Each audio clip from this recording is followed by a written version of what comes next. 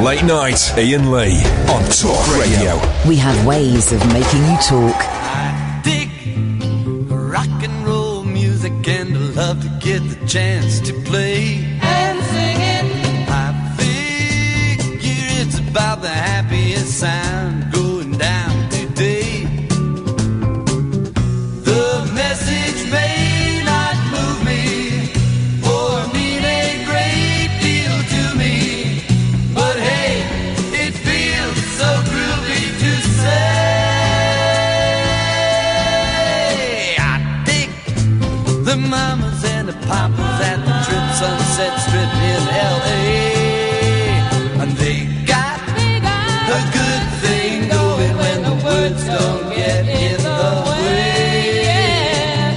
And when they're really wailing, Michelle and Cass are sailing. Hey, they really nail me to the wall. Yeah. Donovan, Kendall, the dream tripped that way. His crystal images, he tell you about the brighter day. And when the Beatles tell you, they've got a word love to sell you, and they mean exactly what they say. I dig rock and roll music. I could really get it on in that scene. I think I could say something if you know what I mean. But if I really say it, the radio won't play it unless I lay it between the lines.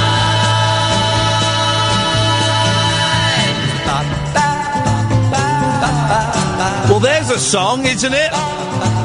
It's either a work of genius or just completely out of touch. But flipping love that one. I love that. Peter, Paul and Mary doing spot-on impressions of the Beatles, of Donovan, of the Mamas and the Papas. We have a mama on the show this evening, a bona fide mama from the Mamas and the Papas, a lady called Jill Gibson, who replaced Michelle Phillips for about 6 months, is on the show. It's an interview that we recorded a while ago. We've been sitting on it for the right time, and the right time is tonight time. It is an absolutely blinding interview. It is superb, dear listener. Superb. That's coming up a bit later on.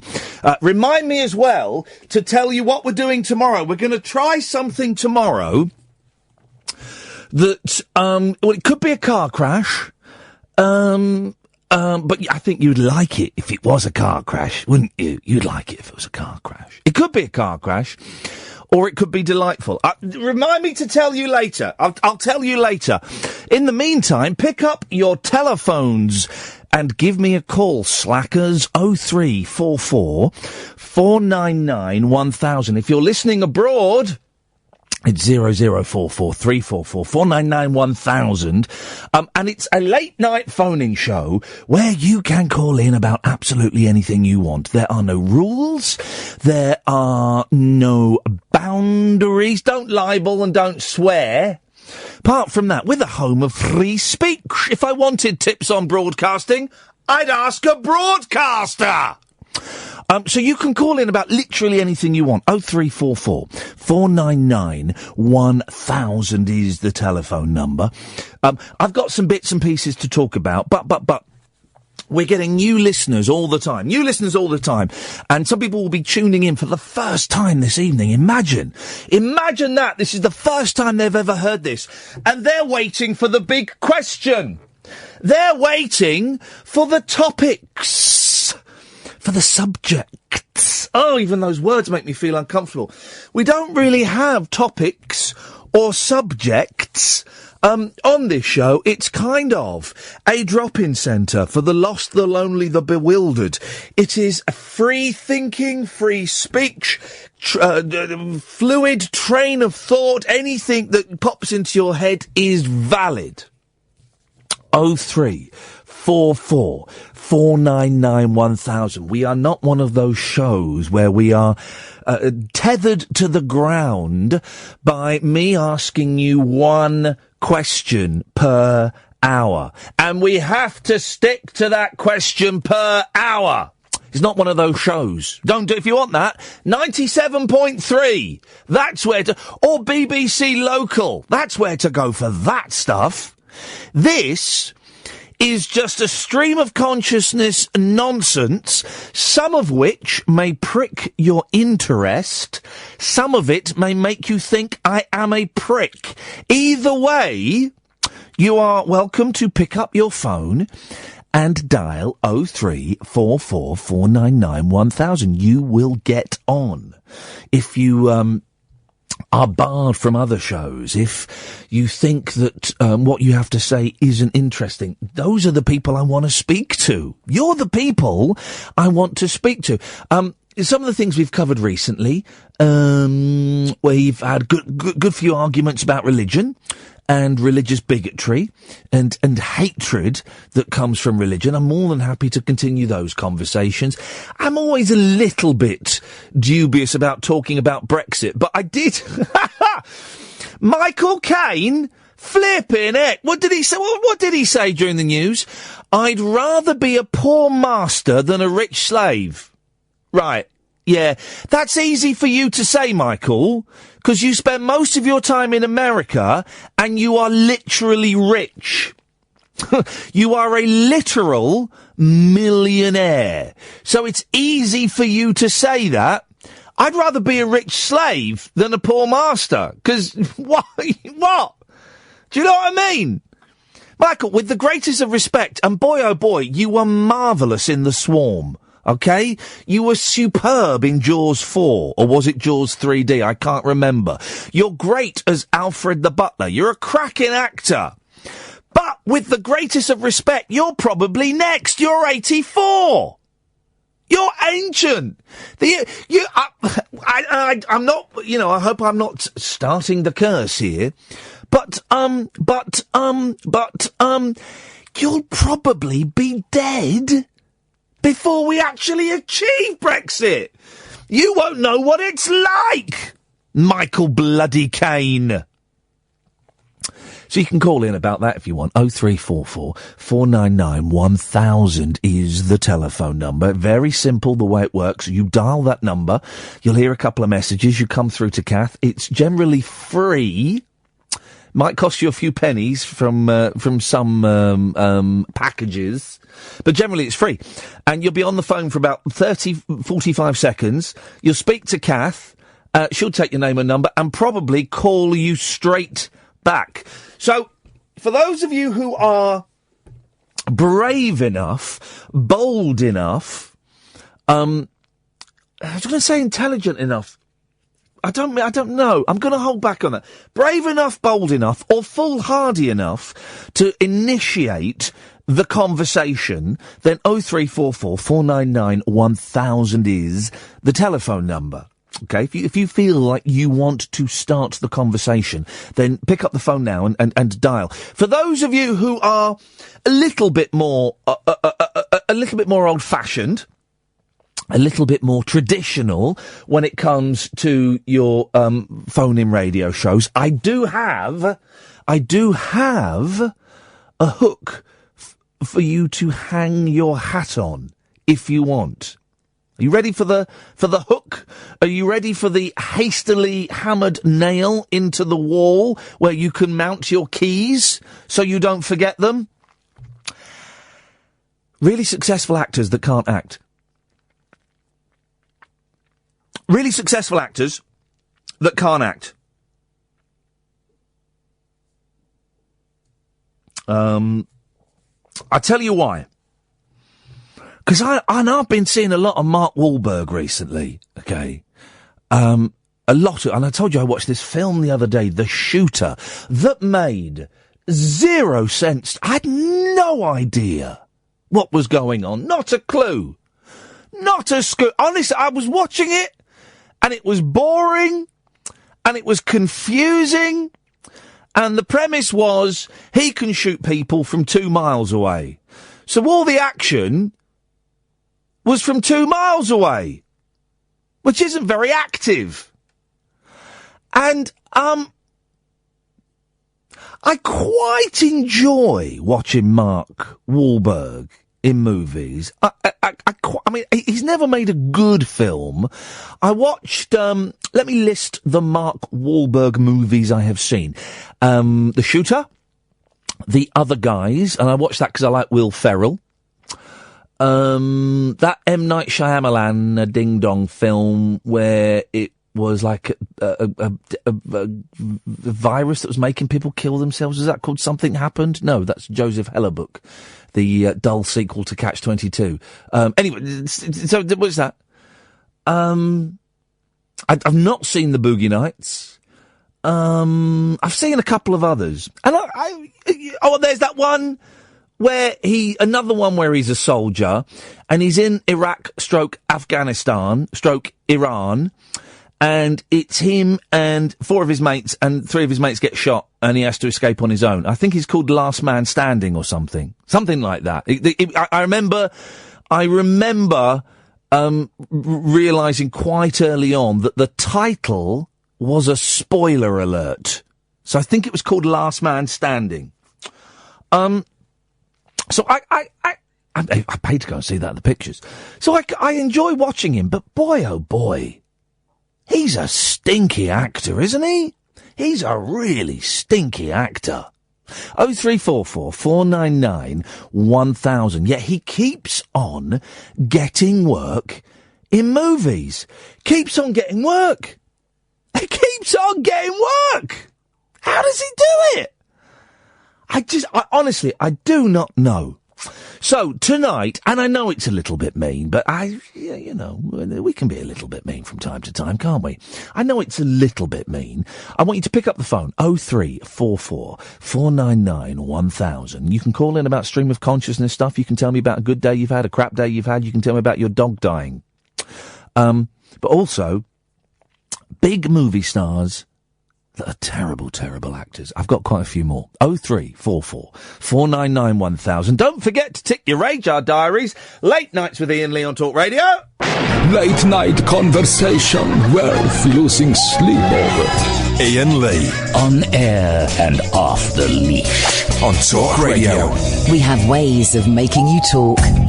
If I want tips on broadcasting, I'll ask someone who works in the radio industry.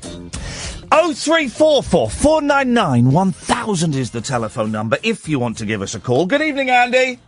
Good evening. I've been watching some Mark Wahlberg films recently. Isn't he awful? He's quite good in The Departed. Now, what's The Departed? It's where one character goes into the police and the other one the policeman goes into the mob, and the mob person goes into the police force to... Like a student exchange?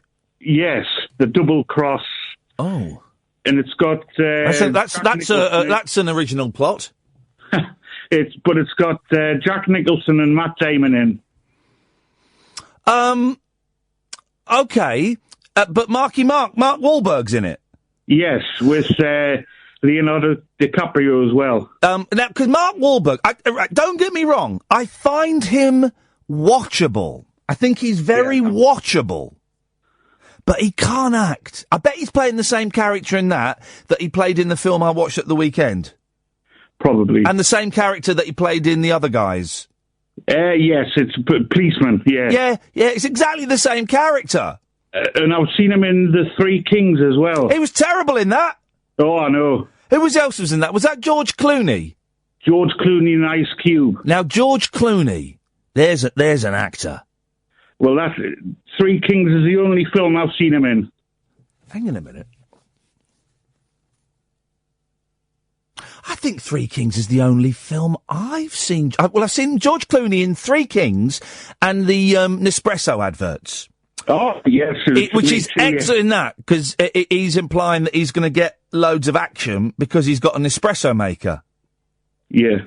But I've not seen him in... He did that fishing one as well, didn't he? The fishing one? He was in a storm. Oh, no, I've seen him in Oh Brother, Where Art Thou? Right. And that was a stinker. But he was in that film about olden days Hollywood as well, where he played like a sort of gay has-been actor. Right, I haven't seen that one. Oh, I think George Clooney's brilliant. And it's funny, he's one of the few stars where the papers can't have a pop at him, because he's just so good. And they'll try and have a pop at him. The best pop they have is they'll talk about his missus. But they can't really have a pop at him because he's a good actor and he seems like a nice bloke. Do you remember when George Clooney went to a shop in Edinburgh where they made sandwiches for homeless people? No. Oh, he did that about 2 years ago. I watched that. I thought, what a nice bloke. I think men want to be George Clooney. He's very cool. Bit of a ladies' man. Well, no, not even that. He's just effortless in his coolness. Yeah. Definitely. But I'm like yourself. I do like Will Ferrell films. I do, and it took me a long time to admit it, because they're very lowbrow, very low rent, easy to knock Will Ferrell, but I think he's brilliant. Even his stinkers, I think he's absolutely spot on. What was the the one about the ice skaters? Blades of Glory. Oh, that was brilliant, wasn't it? Yeah, I've just recently got that. He's brilliant. There's a brilliant scene in it, right, where he's a sex addict, and he goes to a sex addicts meeting. And basically, in the middle of the meeting, him and this woman start having it off. Oh, and it's so funny. I just think he's brilliant. I'll tell you what, another good film he's in, Step Brothers. Oh, yeah, I love that, yeah. Oh, the bit where him and the other fella are trying to impress each other at the dinner table, and Will Ferrell's mum go, well, you can sing. Why don't you sing a song? And he sings, and it's awful, but it's wonderful. And there's a really good gag in that film as well. I've not seen it for a while. They go and see a Billy Joel tribute act, but it's only Billy Joel between the period 1982 to 1988. And someone shouts out, "Piano Man!" He goes, "I only do 82 to 88!" It's just, I love Will Ferrell. Have you watched Anchorman? I didn't like Anchorman. Well, there's another one out, Wake Up Ron Burgundy. Oh, is that Anchorman 2? No, it's made from all the extras that didn't fit on the original Anchorman. Hey, guess, now, and I'm saying this, so this means it's definitely going to happen. Guess who we might have on the show in June? Is it the director he works with? No. Is it Adam McKay? No, absolute comedy legend, Mr. Daniel Aykroyd. Dan Aykroyd might be coming on the show in June. That would be brilliant. Wouldn't that be amazing? Dan Aykroyd might be coming on this show in June. I've actually just got the Blue Brothers box set. Yeah. I love Dan Aykroyd. I think he's made some stinkers, but he's damn flipping Aykroyd. What that man has seen, what he's done, wonderful stuff. Film royalty. Film royalty. Andy, thank you for your comment. I appreciate that. 0344 499 1000 is the telephone number if you want to give me a call. People are tweeting. People are texting. It's a phone-in show, and I'm really enjoying this rule of not looking at the tweets and not looking at the texts, which is the plural of text. I really enjoy it. It's a phone-in show, and people are watching on Periscope, and that's great. They're typing stuff. I can't see what they're saying because it's too far away. If you want to comment, and you're listening, and you're on Twitter, or you're on the Facebook page, or phone in.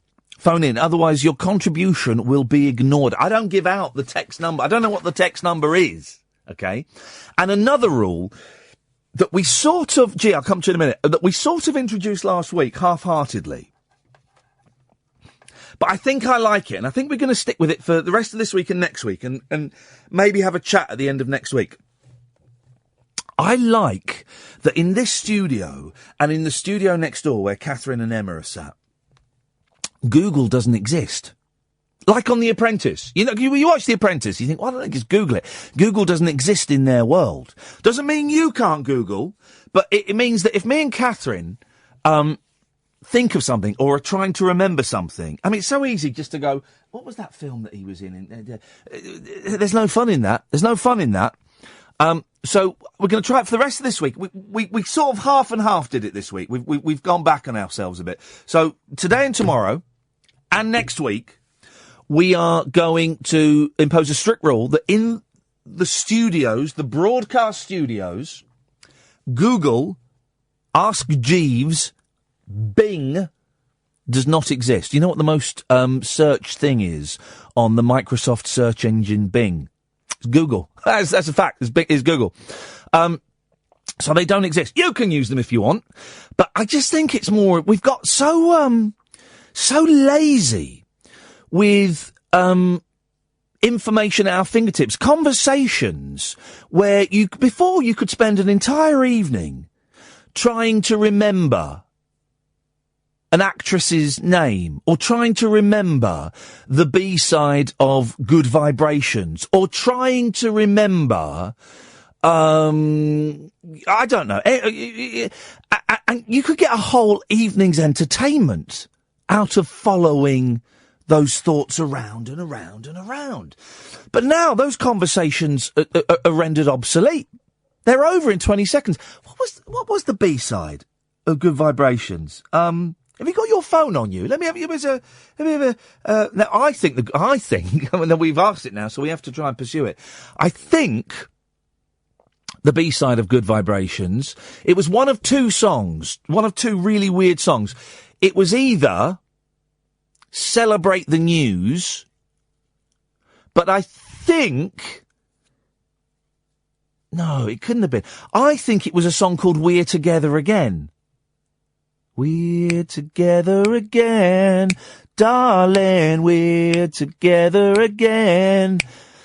I think I'm going to say, all right, okay, if I was on a TV quiz show, this is why it's more fun. If I was on a TV quiz show and I had to say I'd done 50-50 and I was left with the B-side of Good Vibrations was Celebrate the News or We're Together Again,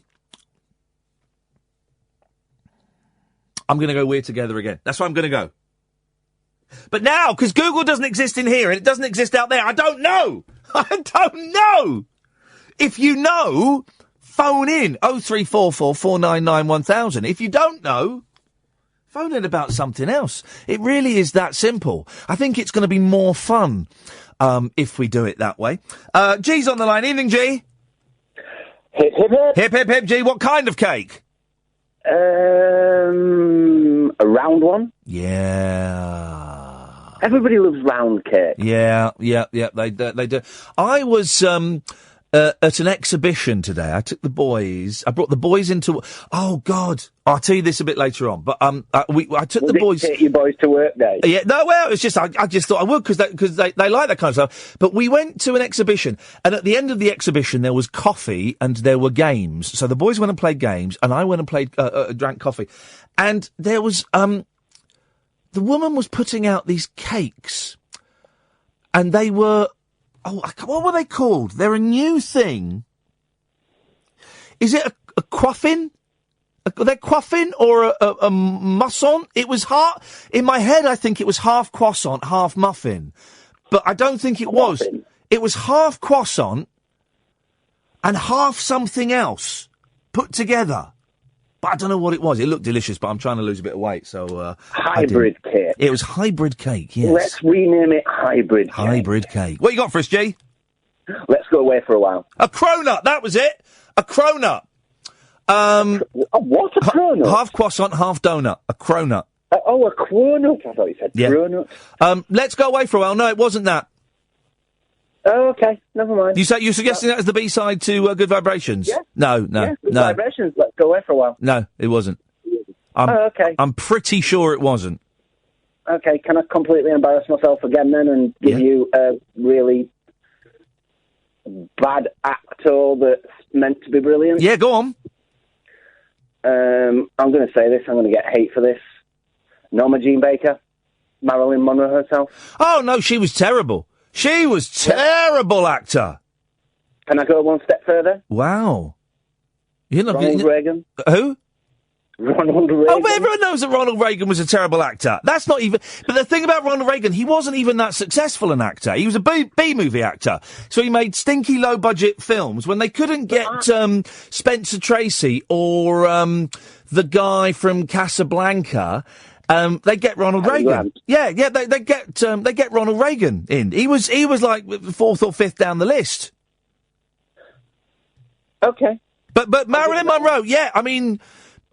a beautiful woman, stunning, but beautiful. Yeah, she's got by on her looks and her smile and her giggle. But watchable, like Mark Wahlberg is. She was watchable, but couldn't act. Mark Wahlberg. I don't rate his movies, any of them at all. Oh, they're rubbish. But I'm saying they're watchable rubbish. No, they're not even watchable for me. Wowzers. Sorry. No, well, don't apologise to me, but I suggest you send a letter to Mr. Mark Wahlberg, care of Los Angeles, Hollywood, apologising for your... do that on your behalf. Thank you very much indeed, G. There you go, you see? We're doing this politely, we're doing this respectfully.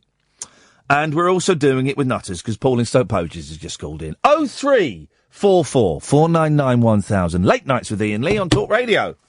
Make your reservation, yes, for a Sunday afternoon show that's stuffed full of the juiciest cuts from the last 7 days of Talk Radio. Oh, that's pucker, that is. Head chef Catherine Boyle slices and dices her way through all the week's highlights to serve up an exquisite cordon bleu feast for your ears. That's Gala, that is. Blending intense searing debate with spicy supposition, sprinkled with a delicious soupçon of Iain Lee losing the plot. I can't think!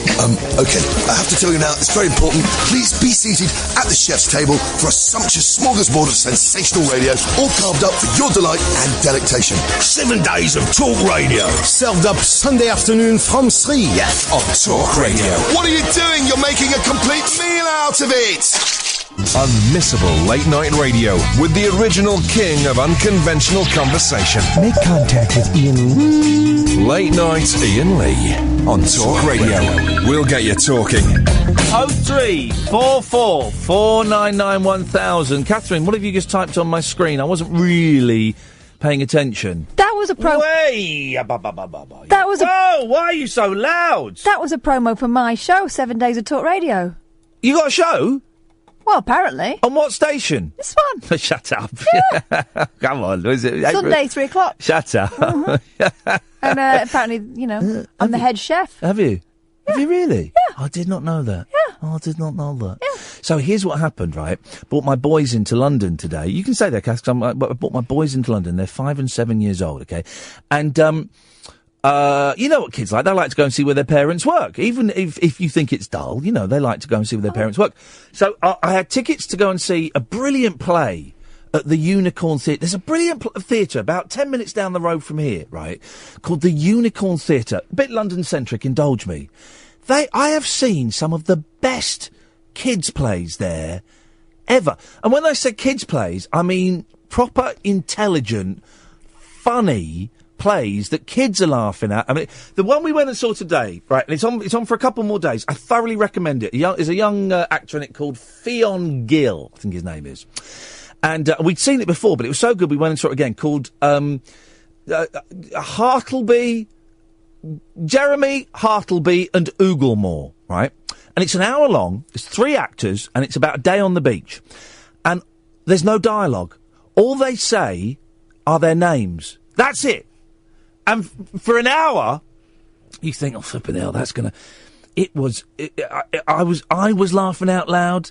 The kids were in hysterics. There's a brilliant bit about 10 minutes into it where a little boy stood up and went, but they're not saying any words. And it was just wonderful. And it's beautifully done, like proper physical, subtle physical comedy, right? And it totally captivated the kids. And if the kids wandered onto, it's like the kids are sitting right by the edge of the stage. And if the kids wandered on the stage, an usher would come and kind of, take them off. But they would just incorporate it. And then there's a brilliant scene. It goes on for about 8 minutes. They've got a giant beach ball. and the actor's just throwing it into the audience, and the kids are just batting it back as, really hitting it back as hard as they can. Oh, it was funny. Is that the same place you went to see a play where they were building a machine? Yes, they were building a giant machine. Oh, and there was such a wonderfully tense moment in it, right? And it was some of the same actors. Again, this Fionn Gill, I'm going to invite him in one night because he's brilliant. Like, a brilliant actor. He's got it, right? There was this scene in this other play where they're building all these machines, and there's one where there's a suitcase with a hairdryer poking out the end, right? And they go and put a balloon on the end and turn the hairdryer on. And it's one of those big balloons. And it fills up really, really slowly. And they're talking while it's filling up. But as it's filling up, the lights get darker and just focus on this thing. The machine gets louder and the talking gets quieter. And it goes on for about 3.5 minutes. And you know it's going to explode. You know it's going to explode, right? You know it. But when it explodes, because it's gone on for so long, just everyone goes, "Oh my goodness!" It was absolutely brilliant. The Unicorn Theatre. We'll get someone on from the theatre. I'm not because I'm angling for freebies, because I think it's so brilliant. And that was then it. So I brought the boys into work, and this is the point I'm talking about. Paul and Jay, I'll get to you in a minute. I brought the boys into work about 12:30. Right. Right. Okay. And I came in and I took them to see Denny, and they saw Lauren, and we went into the office and we saw, because I don't really know anybody that's in during the daytime because I don't work with them, okay? But I know John Holmes, and John was there, and so I introduced the boys to John, and he was very polite and very charming. And I said, "Sorry, lads, look, we can't go into the studio because there's a woman doing a show, and if I'm honest, she's a little bit shouty." And John went, yeah, she's a witch. She's an actual witch. and the boys, Julia Hartley-Brewer, of course. And so everyone chuckled and stuff. And then we went round and we went and sat in another studio, and my youngest was going, "I'm a radio man," and shouting. And it was fun. And then as we were leaving, we went and just peered through the window into that studio where you were. Yeah. Okay. So where the producers for Julia's show would have been. We just peered through the window because you don't want to come in and interrupt because, you don't like people coming in. And as we were leaving, my youngest said, really, really loudly, in a packed office that hadn't heard John Holmes's comment, "So is that where the Wicked Witch lives, then?" Everyone burst into laughter, and the thing is, he's right. But so we did that, and it was, I felt, well, I didn't, but now they keep calling her the witch. That comes from John Holmes. It could be worse, though. They could be calling Julia Nazi Fuhrer, which is, I know, is what he also does. So we got off lightly. We got off lightly, Paul.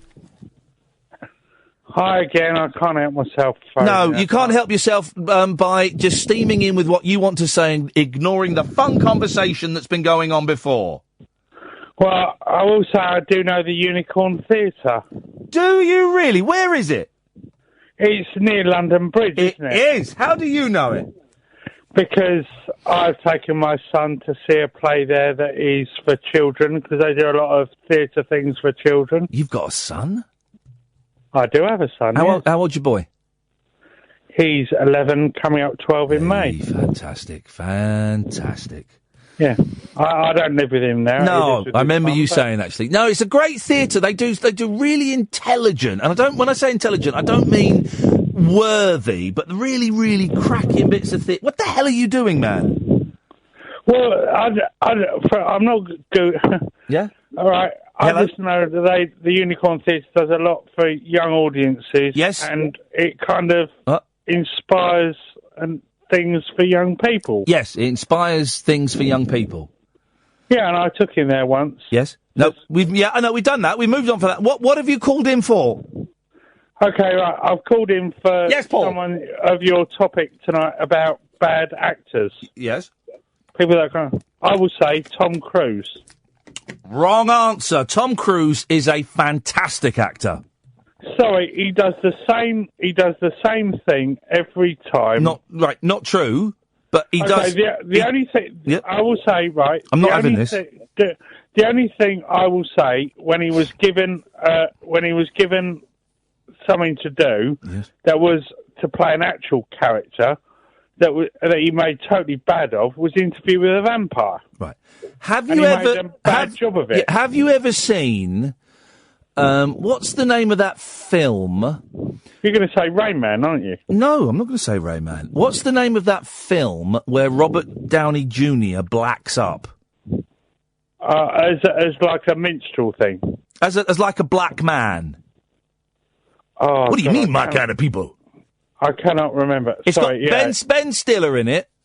Yeah, you've got my head racing now. I cannot remember. It's got Ben, and Google doesn't exist. It's got Ben Stiller. No. Alan Partridge is in it. Robert Downey Jr. You see, you're making that up. No, I'm not. No, I'm not. Coogan is in it. Steve Coogan's in it. He gets his head blown off. Don't go full retard is the line, isn't it? That's the line from the film. Anyway, Tom Cruise is in that as like a movie executive, and he's absolutely hilarious in it. He does a dance. Okay. He's got big, muscly, hairy arms, and he does like a sexy dance. God, you've got a brain madder than mine. No, I haven't, Paul. Honestly, that. Please don't even make that suggestion. That breaks my heart. You think that? No, not at all. But no, I'm not going to allow that, Paul, because I genuinely think Tom Cruise is a great. You never seen Risky Business? He's as stiff as a board. Exactly, in Risky Business he was, because there's a scene where he masturbates, and I watched that with my mum. I watched that scene with my mum. The same as Cocktail, the same as Top Gun. Right, Top Gun and Cocktail are essentially the same films. One is sat behind a bar and one is sat in an aeroplane. They're the same film, right? But he's done... what was the name of the bottle of brandy that was the bet in Cocktail? I've never seen the film, so I don't know. Okay, right. You've never seen Cocktail? What was it? With Brian Brown. What?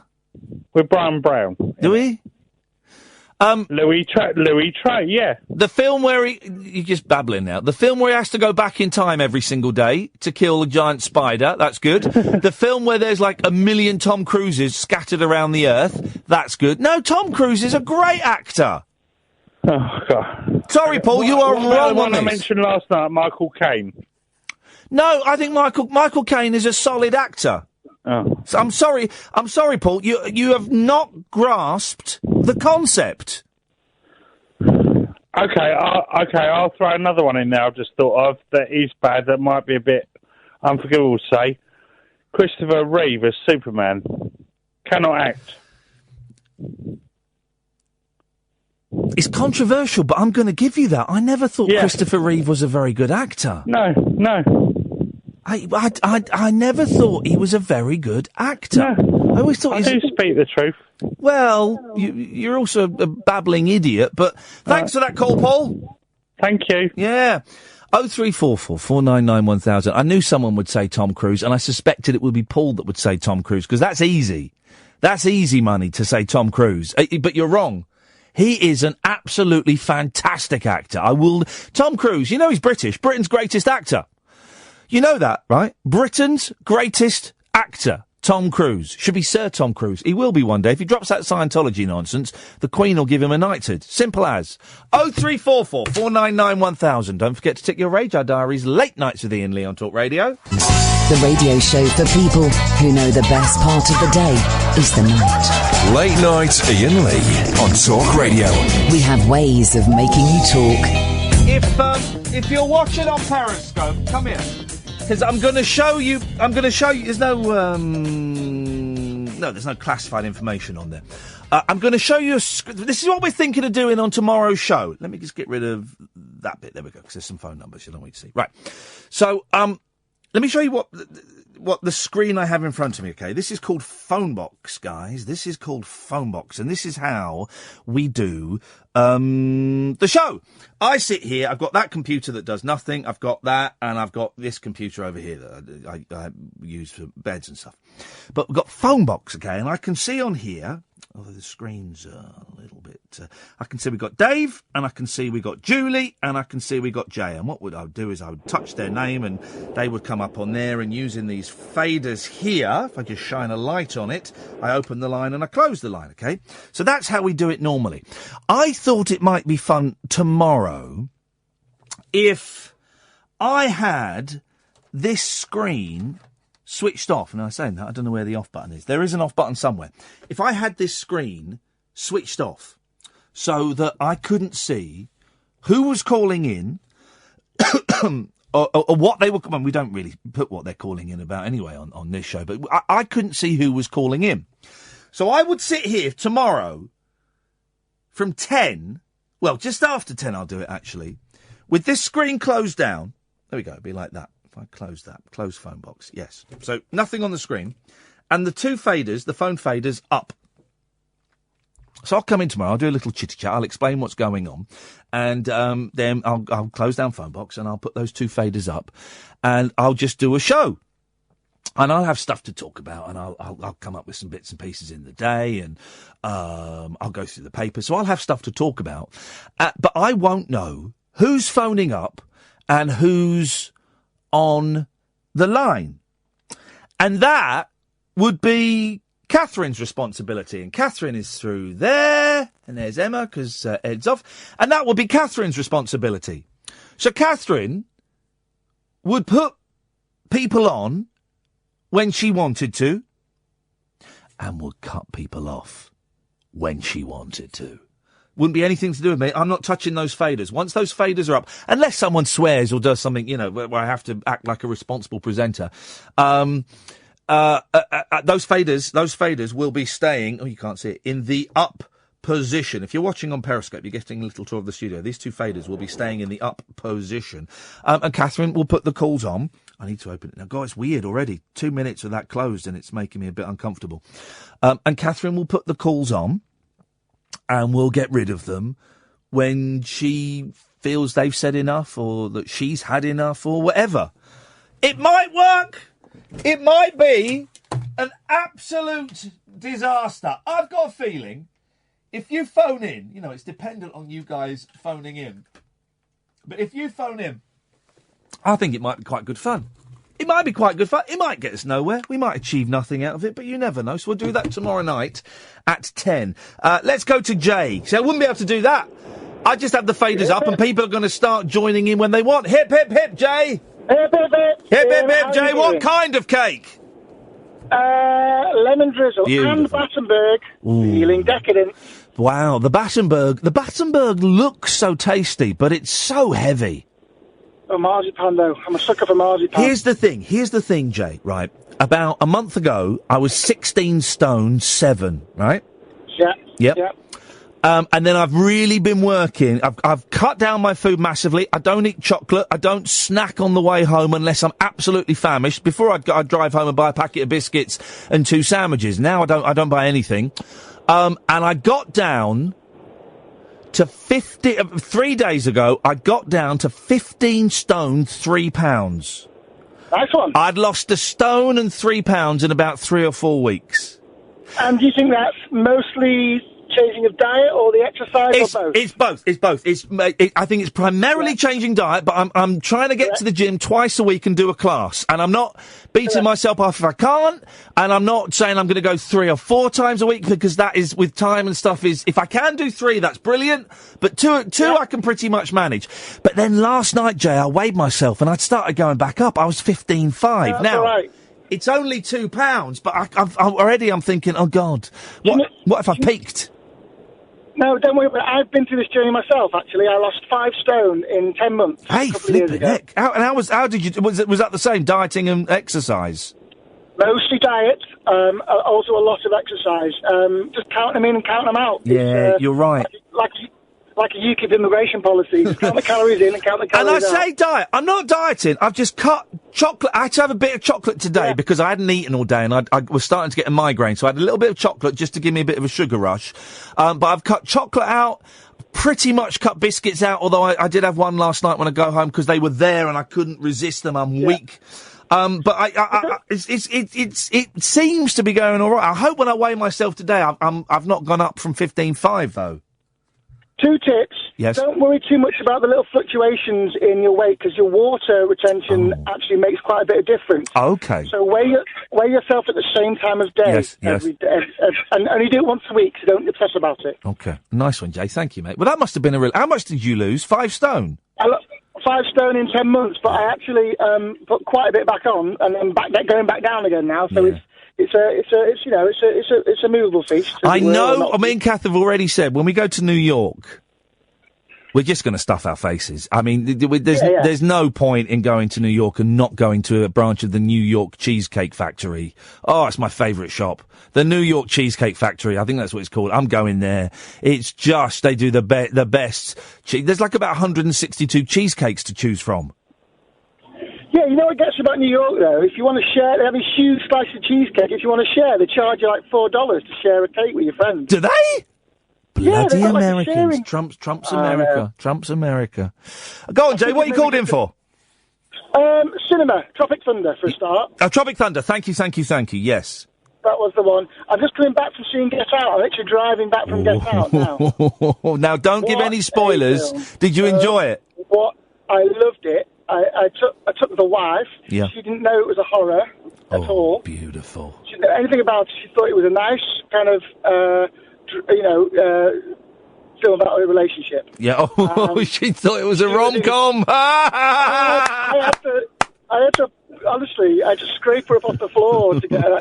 She was in bits. I did something this week that I very rarely do these days. I went and saw it again for a second time. Amazing. Did you spot you were wrong about the actress? Yeah, I did. Yeah, it's not the producer. And now, I felt silly for saying it because obviously it's not. Yeah, I went and saw it a second time, and it was still just as good. Even though I knew what was coming, in some ways it made it even more delicious. Yeah. It was so tense. Isn't it? And isn't it great the way that, because horror films and thrillers are meant to be tense, and you normally get the release from the tension by music or by cutting to, like a completely different scene. But they brilliantly release the tension with his mate coming in and doing, like 5 minutes of gags. It was funny, wasn't he? The whole thing about the white folk have turned him into a sex slave. Oh, it was hilarious. Absolutely hilarious. It was good. It was just very, very good. Oh, I'm glad you enjoyed it, Jay. Did your missus enjoy it, in inverted commas? Loved it, yeah. She loved it. And one last thing, because I always phone up and never actually get the thing out that I phoned up about. Yes. Jude Law. Yes. Oh, come on, yes. He's coming. Am I having that? He's got that. We're having that. I find, as I get older, I find Jude Law quite watchable, but also quite terrible. Yeah. He can be both. Yeah. He can be both. Yeah. Oh, no, definitely. Jay, listen, excellent stuff. I'm glad you enjoyed that film. It really is.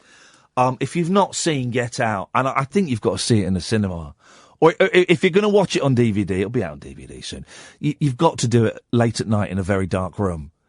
It is just, Kath, you were terrified, weren't you? You were terrified. It really is. And even though I'd seen it, no spoilers, guys, don't worry. Even though I'd seen, I got goosebumps just before the tense stuff happened. I just thought it was so deliciously made and put together and constructed. It was a joy to watch, and there's some hokey bits in it, but good. More hokum in movies, please.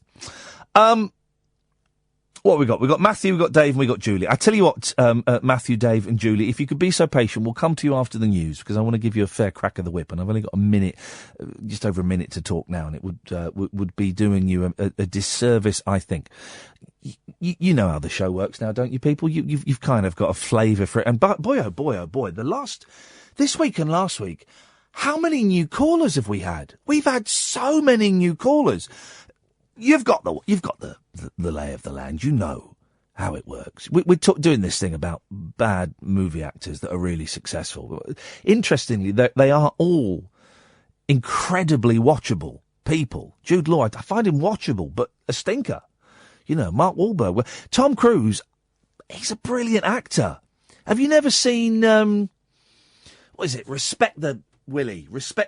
Magnolia. Is that it? Have you seen that film? Oh, he plays, a motivational speaker. And he's going, respect the Willy. But he's not saying Willy, of course. He's saying, He's brilliant in Magna. I've got that on DVD. I'll lend it to you. Not you, dear listener. Well, you can borrow it if you want, but Kath's first on the list. We're doing that, but you can call in about anything you want. It really is. We're quite relaxed in that respect. You can call in about anything you want. Don't tweet. Don't text. Don't email. Where's the fun in me reading out your words? Phone up. Even if you want to phone up and say the show is a load of old rubbish, you'd be very welcome. 0344 499 1000 is the phone number. Don't forget to tick your Radio Diaries Late Nights with Iain Lee on Talk Radio. Late Night, Iain Lee on Talk Radio. We have ways of making you talk.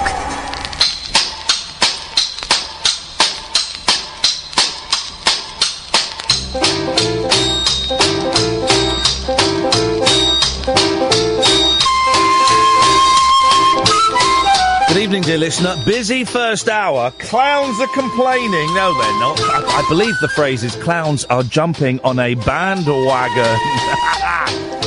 They're jumping on a bandwagon. What was the clown called in it? Pennywise? Was it Pennywise? I think it was. The first movie version of it featured John Boy Walton. I mean, there's a phone in. Actors with moles on their faces. There's John Boy Walton, De Niro. That's it. Those are the only two. We're not doing that. Well, we can do that. 0344 499 1000. It's a late night phone-in show, unlike any other phone-in show. And boy, oh boy, I've got to say, we're getting so many calls at the moment, and so many new calls. It's incredible. You can call in about absolutely anything you want.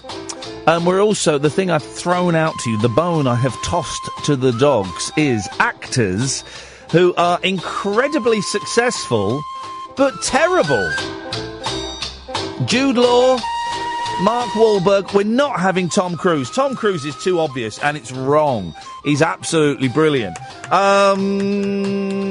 Where should we go to? Let's go to Matthew. Good evening, Matthew. Good evening, Ian. How you doing, boss? Hip. Hang on.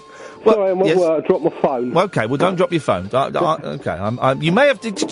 Can I ask you, Matthew, man to man, don't say it again. Did you say, oh, F it? I think I may have done. I pressed the dump button. No, don't you worry. It's a yellow card. You've got a yellow card. Literally 30 seconds into your first ever call, you've received a yellow card. That's a world record. That's a world record. Don't do it again. Go on, Matthew, what you got for us? Danny Dyer, awful actor. Absolutely dreadful. Yeah. Well, he just needs to play himself. Here's the thing. I've met Danny Dyer years ago, and he's a nice bloke, right? But. I wouldn't put Danny Dyer into this, because I don't think he's that successful. What I mean by that is, yeah, he's in EastEnders, yeah, he's made a couple of movies, but he's not up there with Jude Law and Mark Wahlberg, is he? No, that's true. What the hell are you doing? Are you robbing someone's house? No, I'm I'm greasing up tins at the moment. I work in a bakery. Oh, I did wonder if that was a euphemism or not, but no, you are literally greasing up tins. What are you making? Don't say bread. We've done bread, cake, buns and all that tonight. Okay. Any special loaves going? Any special where we got some sourdoughs on and done some nice French sticks tonight. Oh, beautiful. I've got a nice cake you might like, which was a brownie cheesecake. It's going to have raspberries and all that slapped over tomorrow. Flipping it, mate. That is to say those words to someone who's desperately trying to lose some weight. That's fighting talk, Matthew. Sorry, man. That is fighting. You know, I used to work in the bakery in Safeways years ago, and I once bled into the bread mixture. Oh, lovely. I bet the punters were happy with that. Well, some of the buns, it was for the buns, right? You had this big, massive, huge sort of ball of dough, and I put it into the thing, and it mixed it up, and then you press a button, and it would make out two rolls at a time. And some of the rolls came out a bit pink, and I thought, what is that? What is that? And I looked down, and I cut my thumb quite badly. And I would have got in so much trouble if I'd have done the right thing and thrown that batch away, that I just kept tossing them. If they came out pink, I tossed them back into the thing till they came out roll colour. That is terrible, isn't it? Yeah, it sounds like an oddie you were using. It was awful. Matthew, listen, thank you for your first call. Don't swear in the second one. There's a good lad. Thank you. 0344 499 1000.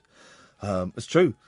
At the same place, it was this massive ball of dough. You had to take it from the machine that made the dough and then take it over to this other thing that would kind of mix it all up and then would pump out rolls. And, you'd hold the dough, but it would kind of fall through your arms and stuff. And I dropped it on the floor, right? And it was filthy. I mean, it's filthy. And it was all covered in bits and stuff. And, again, I put the mixture into the thing. Why would you trust bread making with a 17-year-old who doesn't want to work there as a career? Why would you do that?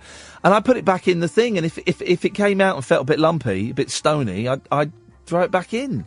Awful. I learnt how to mop floors there, though. I am the master at mopping floors. I learnt how to mop a floor well. I'll give you that much. We just lost a call there, so you can get that call back, and I'll go to Julie. Good evening, Julie. Hip, hip, hip, Ian. Hip, hip, hip. Julie, what kind of cake? Stomach cake. Hey! I have been emailing one of my favourite singers, right? Because she lives in New York, and I wanted to pick her brains about going to New York, right? And Is it Marnie Coppola? It's a Marnie Coppola. Okay, well, there's the anonymity has gone out the window, but it doesn't matter. I'm sorry. No, I think we can share this story. And she sent a quick reply. I sent this long email saying, "Hey, Marnie, I'm thinking of bringing the show. I'd love to have you on it as a guest. Also, can you think of any places we could go and broadcast from?" She replied, I'm not in a good mood at the moment. I'm about to start my period. Can I email you when I'm on my period and I'll feel a bit better? And I got this and I went, "Oh, Struth, right, okay." So I put all my chips on red, and I replied going, "Oh, red, I didn't mean that. I didn't mean it like that. Sorry. I hesitated saying black because I thought that might sound racist, and now I've said red, and it sounds menstrualist. Anyway, so I said, all right, Imani, I'll write to you in a couple of days. I hope you have a good period." Now that is... I think that's nice. That's a nice thing. I'm wishing her a good period. And then she wrote back when she was on her period, and she said, I'm on my period now. And I said, well, I hope it's going well. And we had a great time. I think that's a lovely sentiment. And I'm happy to email pop stars about their periods if they want. If they want to have those conversations, I'm happy to do that because that's the kind of guy I am. Anyway, Julie, what you got for us? Firstly, can I just say, I'm really delighted you're doing the whole no Google thing, because I've been doing that in my general life for probably about a couple of years. Yeah. And at the moment, I'm day 2 into trying to remember the title of the film, the Bunny Boiler film. Don't tell me, because it's in my head. I've just got to recall it. Hang on a minute. Well, it's not in... I want to say... All right, I've got to say this even though I know it's wrong, because I've got to get it out of my system. It's not Indecent Proposal. No, exactly. And that's the one that keeps bringing up in my head. So I know that I know it, but I just can't quite... That's the film where they had to reshoot the ending, didn't they? Because... I don't know. Yeah, because the first... I can't remember it because I've not seen it for a long time. Oh, I know what it is. I've just remembered the title. But the first ending... Now, how does it end... Now, is it a happy ending or a sad ending? I can't remember. She made a sequel, didn't she, as well? I don't know, and I know it's got Michael Douglas. I know it's got Glenn Close, but I just can't. Sharon Stone. I know it. Sharon Stone is the one. She made a sequel about 20 years later in England. I didn't know that. Yeah, we go. So I'm really pleased that you're doing the whole no Google thing. Yeah.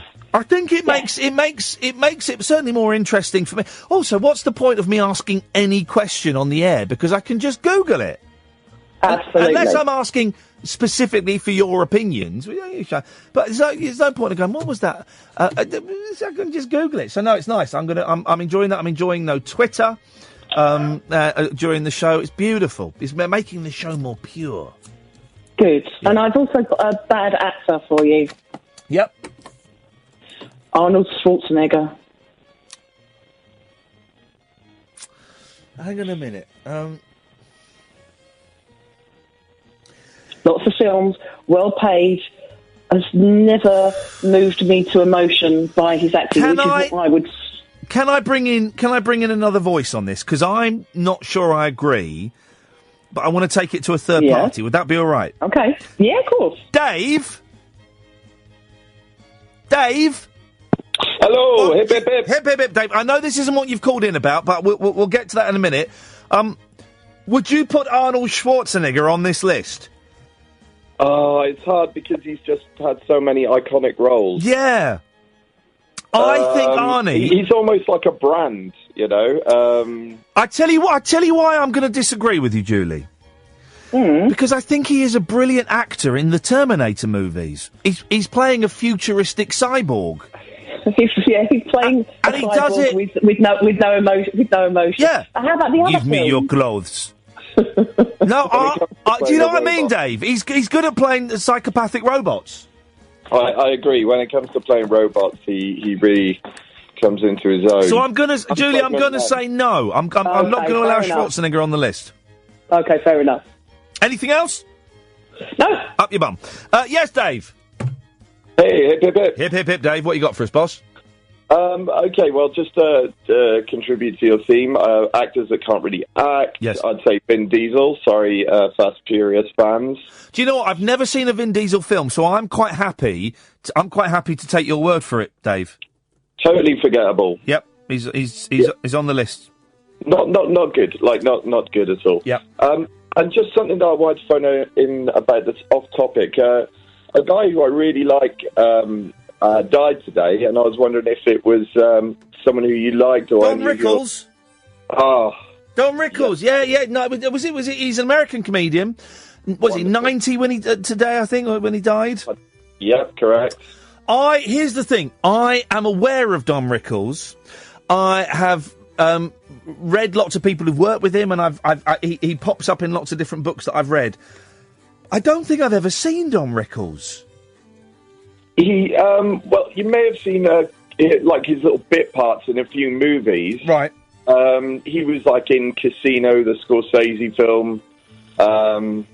He was in that movie Dirty Work. But I think his movie roles were just bitty. Yeah. But he was really good at those celeb roasts, which kind of came over here, but were, like you say, more of a kind of American phenomenon. But he and just a nightclub comic. Do you know what? I'm going to check him out. Probably not tomorrow because I've had 3.5 hours sleep since I was last broadcasting. Oh, boy. Well, I've got the kids, and I'm going to get 3.5 hours sleep tonight if I'm lucky.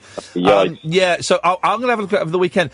Those roasts, for those who don't know, the roasts, the American ones, basically, a whole load of comedians get together and are really, really, really nasty and rude about an actor or a singer or like big stars, like about Frank Sinatra or Jerry Lewis or, whatever. And the person they're being rude about sits there on the stage and laughs and grins and takes it. It's correct. The weirdest phenomenon. And they're very sweary, very sweary. I've got some recordings of some that occasionally pop up on my iPod Shuffle, and they're absolutely filthy. I recall Gilbert Gottfried roasting Joan Rivers, and it's remorseless. It's really harsh, really sexually graphic. Why do they do it? Why does the person say yes? They'll do it. I think it's to show that they have humility, I think. Well, yeah. They tried it over here, didn't they? For I don't think it may have been Channel 4 or maybe Channel 5 that tried it over here. But the rules of broadcasting and the British sensibilities mean they were never as mean and as pointed as the ones in America. Yeah. Say that again, Dave? It's seemed like a bit of a cheap outing over here. Yeah. It wasn't quite, like you said, they didn't kind of go hard enough. Yeah. But you're right. It'll be sexually explicit. I've got one. I've got some from like the 60s and 70s where they're calling the person an effing C. They will tear apart their the way they look and any kind of facial impurity but they will pounce on that and destroy that. They'll imply that they're sexual deviants. It really is relentless. It's quite enjoyable as well, very easy to watch. Yeah. And I found myself go, especially with Don Rickles stuff, go into a YouTube wormhole of just his roasts and his talk show appearances. I mean, his stuff with Carson, going right up to like Letterman and then Kimmel and all those guys. Kind of when he was quite an old man. Yeah. Very, very cool guy. Dave, I'm gonna check some of his stuff out this weekend because I knew that he passed because he popped up in loads of my Twitter and Facebook stuff. Thank you very much, Dave. I enjoyed that. Alex, stay there. I'll come to you in a bit. 0344 499 1000 is the telephone number. Late nights with Iain Lee on Talk Radio. Late night conversation worth losing sleep over. Iain Lee. On air and off the leash. On Talk Radio. We have ways of making you talk. How many calls have we had so far in the show, Catherine? I'm just keen to know. And what we'll do is we'll keep a tally of all, the number of calls we get per show, and if there are any no marks that want to troll me, because I'm a pathetic little man, and my show's got less listeners than the shipping forecast, then we can just pass these statistics on to them. We can do that, if he's got no calls. He's got no calls, rubbish. 9 calls so far, beautiful, yeah, lovely. We've got no calls. We've had 9, and a lot of them have been new. About half of them have been new. That'll do me. Alex! Hello. Good? How are you doing? I'm doing all right. These calls are very loud in my ears for some reason. I don't know why. I'm having to ride... No, it's not your fault. I'm having to ride the fader, but each one is surprising me. Maybe my ears have healed themselves after years of self-abuse. It could be that. Could be that. Very well be that. What you got for us, Alex? Anyway, I was interested in what someone said earlier on about Arnold Schwarzenegger. Yeah. And how he is, you said he was, he did the Terminator role brilliantly because he was kind of robot, kind of, a bit of a I couldn't play a robot from the future as effectively as he does. Well, I think that's probably because he's obviously from the future, Austria, and he's got the future. And he's from Austria. He's got an accent, he had and he's got a bit of an appearance, obviously, big lad. Yeah. But have you seen the film Maggie? I have not seen the film Maggie. No. It was when he came. It was obviously after he was governor. Yeah. And he plays a guy looking for his young daughter, in the zombie apocalypse. Whoa! Hang on a minute. Wow! Stop the clock. Okay. This sounds like the most brilliant film I've never seen. It's really good. It's really understated. It won a couple of awards, I think. Yeah. But it was very understated. Didn't have a massive wide appeal to didn't get to a lot of the cinemas. Yeah. But it was I think the Sundance Festival. It really kicked ass. Is that my first yellow card? No, you kick ass, you can say. You don't get a yellow card. I've just lost a little bit of respect for you for using the phrase kick ass. Kick ass is a good phrase. No, right? No, kick ass is a terrible phrase. That was a yellow card. That was one. Yeah, we go. Kick ass is a terrible. I feel uncomfortable saying the word. But the film Kick Ass, then what about that? Yeah, fair play. What do you when you're trying to be sexy, right? I'm not very good at sexy language, right? Right. And I have yet to find. Do you want me to talk? What are you trying to get at? Where are you going with this? Whoa! Hang on a minute. Who was that in the background? Oh, that's my girlfriend. What's your girlfriend's name? It's Louise. Louise. Hello, Louise. Chatting my boyfriend up here. Yeah, I am a little bit Louise, actually, if you don't mind. No, well, but look, I'm glad Louise is there because she can help, right? Okay. Because well, I'm going to say that this is as a heterosexual, but maybe this applies to homosexual relationships as well. Here, I'm just going to get to it, right? Alex and Louise. Okay. I don't have a sexy word for a lady's bottom. Oh, so, this is a massive. This is a constant conversation, isn't it? Because I can't. Here's the thing, right? I can't say, "Oh, you've got a nice ass." Just tell him. No, I can't. I'm on my yellow card. No, hang on a minute. We'll get to what you say. I can't say you've got a nice ass because that sounds too American. I can't say you've got a nice arse because arse to me is always a little bit sweary. And I certainly can't say you've got a nice bum because bum is like. Oh no! I kind of like the word bum. It works well. Bum just reminds me of being a kid though, and my dad saying, "I'm going to smack your bum in a minute if you carry on." So, yeah, arse, apparently. Louise says arse is the one. Oh, Louise, I've lost all respect for you. That's quite common. Oh no. So, Louise, you would like it if Alex said, "You've got a really nice arse." Well, yes, she would. I do say that quite often as well. So. Oh, I bet her arse is stunning. But it's just the use of the word. That's the word you use in that relationship, is it? Well, I tend to use the word arse because I don't like using the Americanized version ass. Doesn't work. It just it doesn't work for me. But yeah. Anyway, back to well, hang on a second. Brilliant. No, hang on a second. Yeah. We've started this conversation. Uh-huh.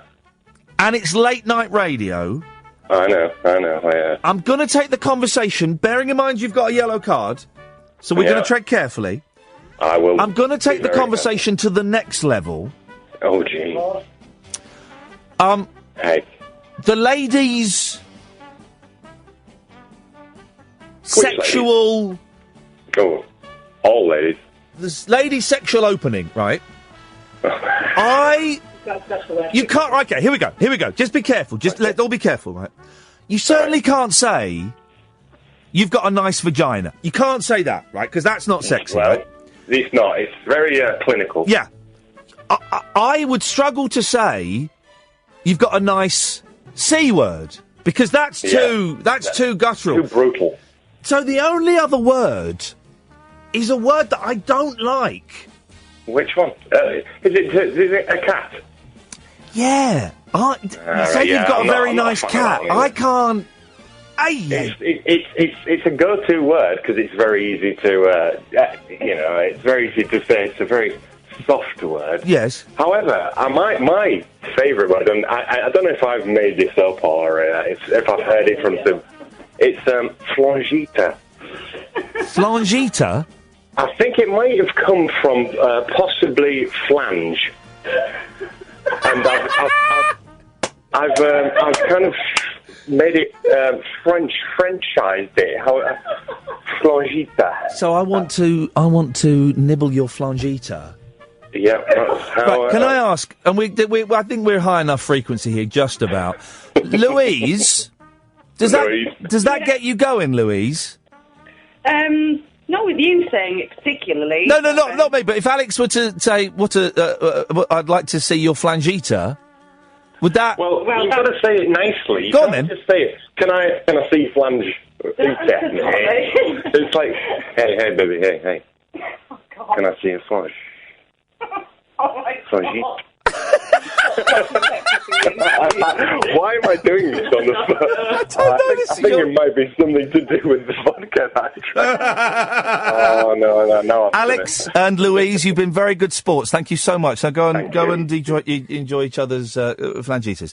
I think we just about got away with that. That's as far as we're going to go. That's as far as we're going to go. We just about got away with that. I think 0344 499 1000 is the telephone number. I'm going to go to a break. unmissable late-night radio with the original king of unconventional conversation. Make contact with Iain. Late Night Iain Lee on Talk Radio. We'll get you talking. Oh, man. And then you need to fade that down, Catherine. I know it's been a long time since you produced a radio show. And, whoa, 1 year, is it? Is that what you're saying with that? 0344 491... No, hang on, that's not it at all. 0344 499 1000 is the telephone number. Let's go to Dom. Good evening, Dom. Evening, boss. You all right? Yeah, hip, hip, hip. On that, yeah. And You're a southerner, aren't you? I thought you all called them Harrises down there. No, I never used the phrase. Oh, and I did used to use the phrase Harris a long, long time ago. There's a comedian, wasn't there? Jimmy... What was he called? White-haired guy who's a bit of blue for the dads. But Jimmy Jones. Jimmy Jones. Dad's fella. Yeah. Jimmy Jones. Funny guy. Jimmy Jones. Yeah, like that. Jimmy Jones. Yeah. Marky Mark film. Yeah. That's good. One exists. Yeah. It's the Basketball Diaries. He plays a junkie in it. He's actually pretty good in it. Well, no. No? I bet no. I bet he's watchable in it, but I bet he's no good in it. He can't act. I can't libel, but I would say that he may have had experiences that helped him become a better actor in that particular film. Okay, that's okay. At that time, long time ago. The thing about acting, right? The thing about acting in movies, right, in particular, right, is I bet it's really, really hard. Okay, because. And it's different from TV, because in TV, quite often you'll do big, long scenes that last 3 or 4 or 5 minutes, right? Yeah. But in movies, you'll have a scene that's like 6 minutes long, right? Mm-hmm. But you won't film it all twice or 3 times in its entirety. You'll film one little bit, then they've got to move the camera, and then they're gonna film that same little bit, but a bit further back. Then they're gonna move the camera and film the next 30 seconds. So you're filming little chunks of it over multiple times, and they might take the second effort from chunk 1, and the 6th effort from chunk 2, and then the 15th effort from chunk 3. So you've got to make it the same all the way through the different takes. So the same means bland. No. Well, in Mark's case it does. Well, I mean, I know what you mean. I know you want to do the same thing every time, so you can't be too emotive, because you might not be able to be so there's consistency in the performance. Well, I remember reading, I can't remember who it was, but it's someone who transitioned from the stage where you've got to be loud and enunciate to the back of cheap seats to a film, and he found out very quickly that it's the what do you call it, the long shots and the mid-range shots. They're just the general. You act in them, but you don't need to worry about it. It's the close-ups that matter, and then it's like a twitch of an eyebrow or a snarl or something. That's what it all comes through. Here's the thing: every time I've been to the theatre recently, they don't act properly because they've all got microphones on. Everyone wears a microphone these days. And I was thinking this in pantomime. I went and saw Joseph the other day. Everyone wears a microphone. When did that become the norm? They normally have them taped underneath their hair. So it's just it would just be like under their hair, and have their hair kind of brushed down over it or wig over it. And that will be their When did that become the standard? When did we stop projecting? I don't know. I mean, I saw West Side Story a few years ago, and they had that, and I thought, well, the singing, that's fair enough. Yeah. But then I remember seeing, was it Dirk Benedict? He did the Columbo play. Sorry? Remember that a few years ago? What? You know about it. It was years ago. No, I don't know about it. Dirk Benedict, the face man. Face man played Columbo. In a play? In the stage version of the first episode of Columbo. Wow, what a stupid thing to do. No, it's brilliant. I saw it at the Lowry in Manchester. It's Salford. I bet it was awful.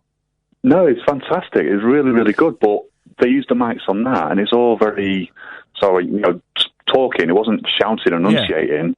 And it's strange because your feet away from the guy, but the voice is coming from behind you. Actors really need a good talking to.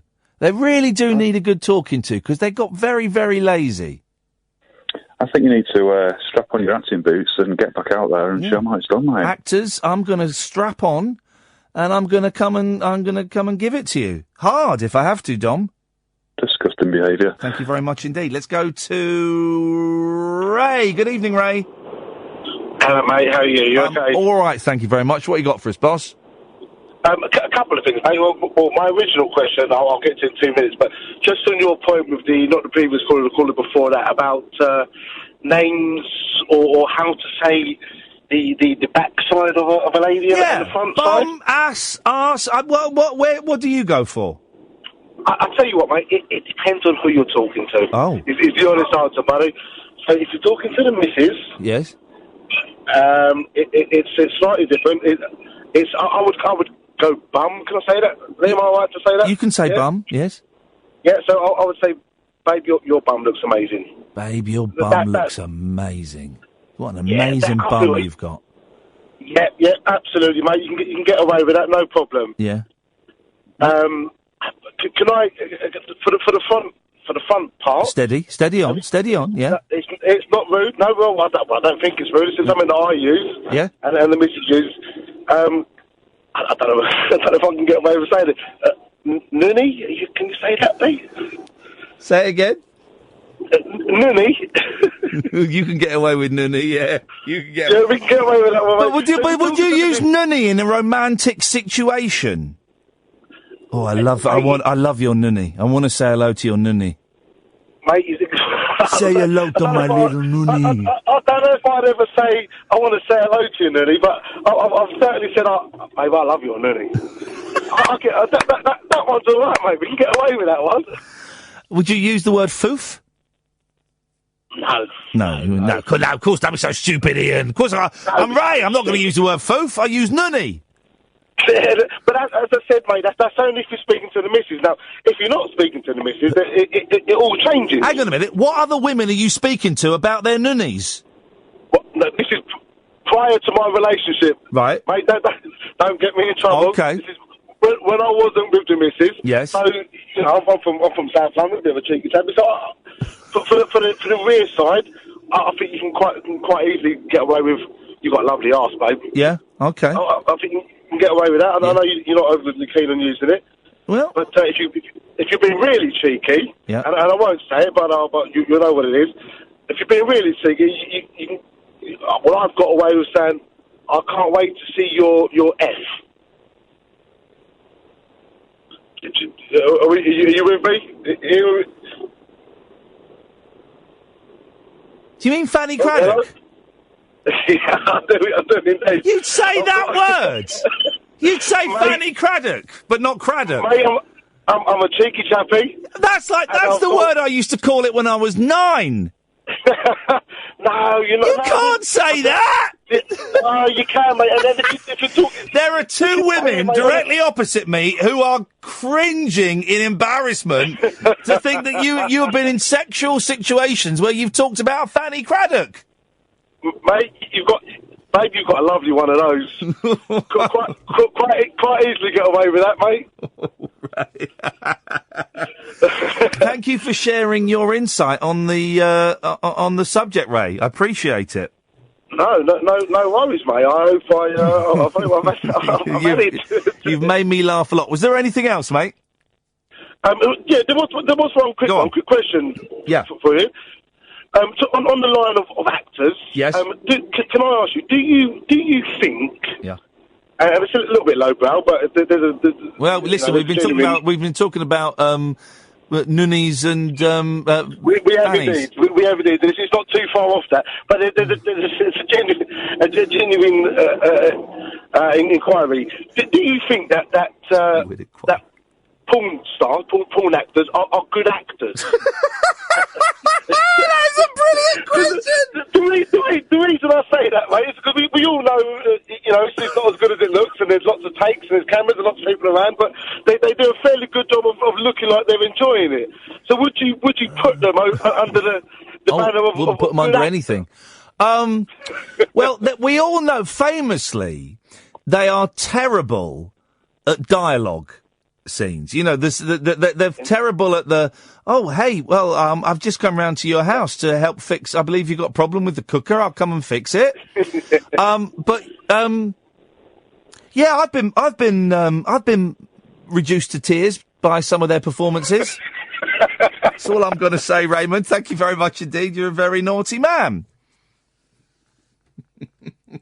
Oh, God. Oh, if we're going to get sacked, we might as well get sacked in style. Thank you, Ray. I enjoyed that. That was a great call. Well, again, first time caller, was he? We've had loads this week and last week. Loads of first time calls. What's happened? Now. Catherine has just typed on my screen. She's going to put that in her show, The 7 Days of Talk. Catherine, get on the microphone for a second. Right. Now, you're in a little bit of trouble. I won't go into details. You're in a little bit of trouble for something you put in last week's compilation, best of, right? Yeah.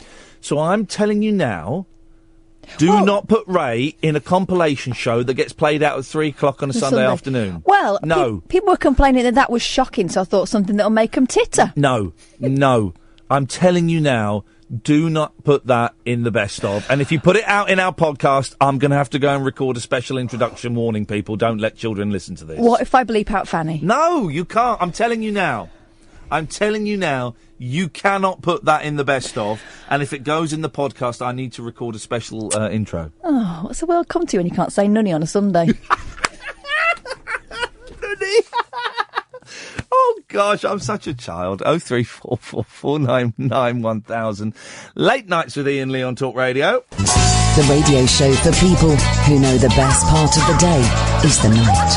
Late Night Iain Lee on Talk Radio. We have ways of making you talk.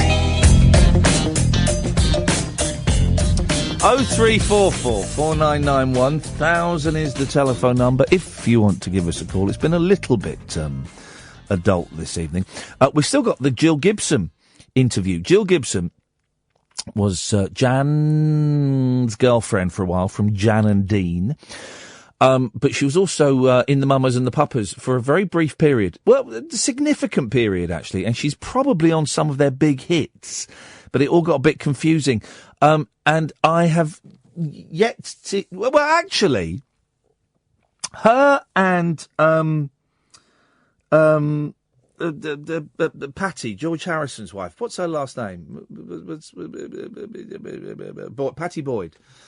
I think are the two frankest people to talk about what it was like to be at the centre of a very druggy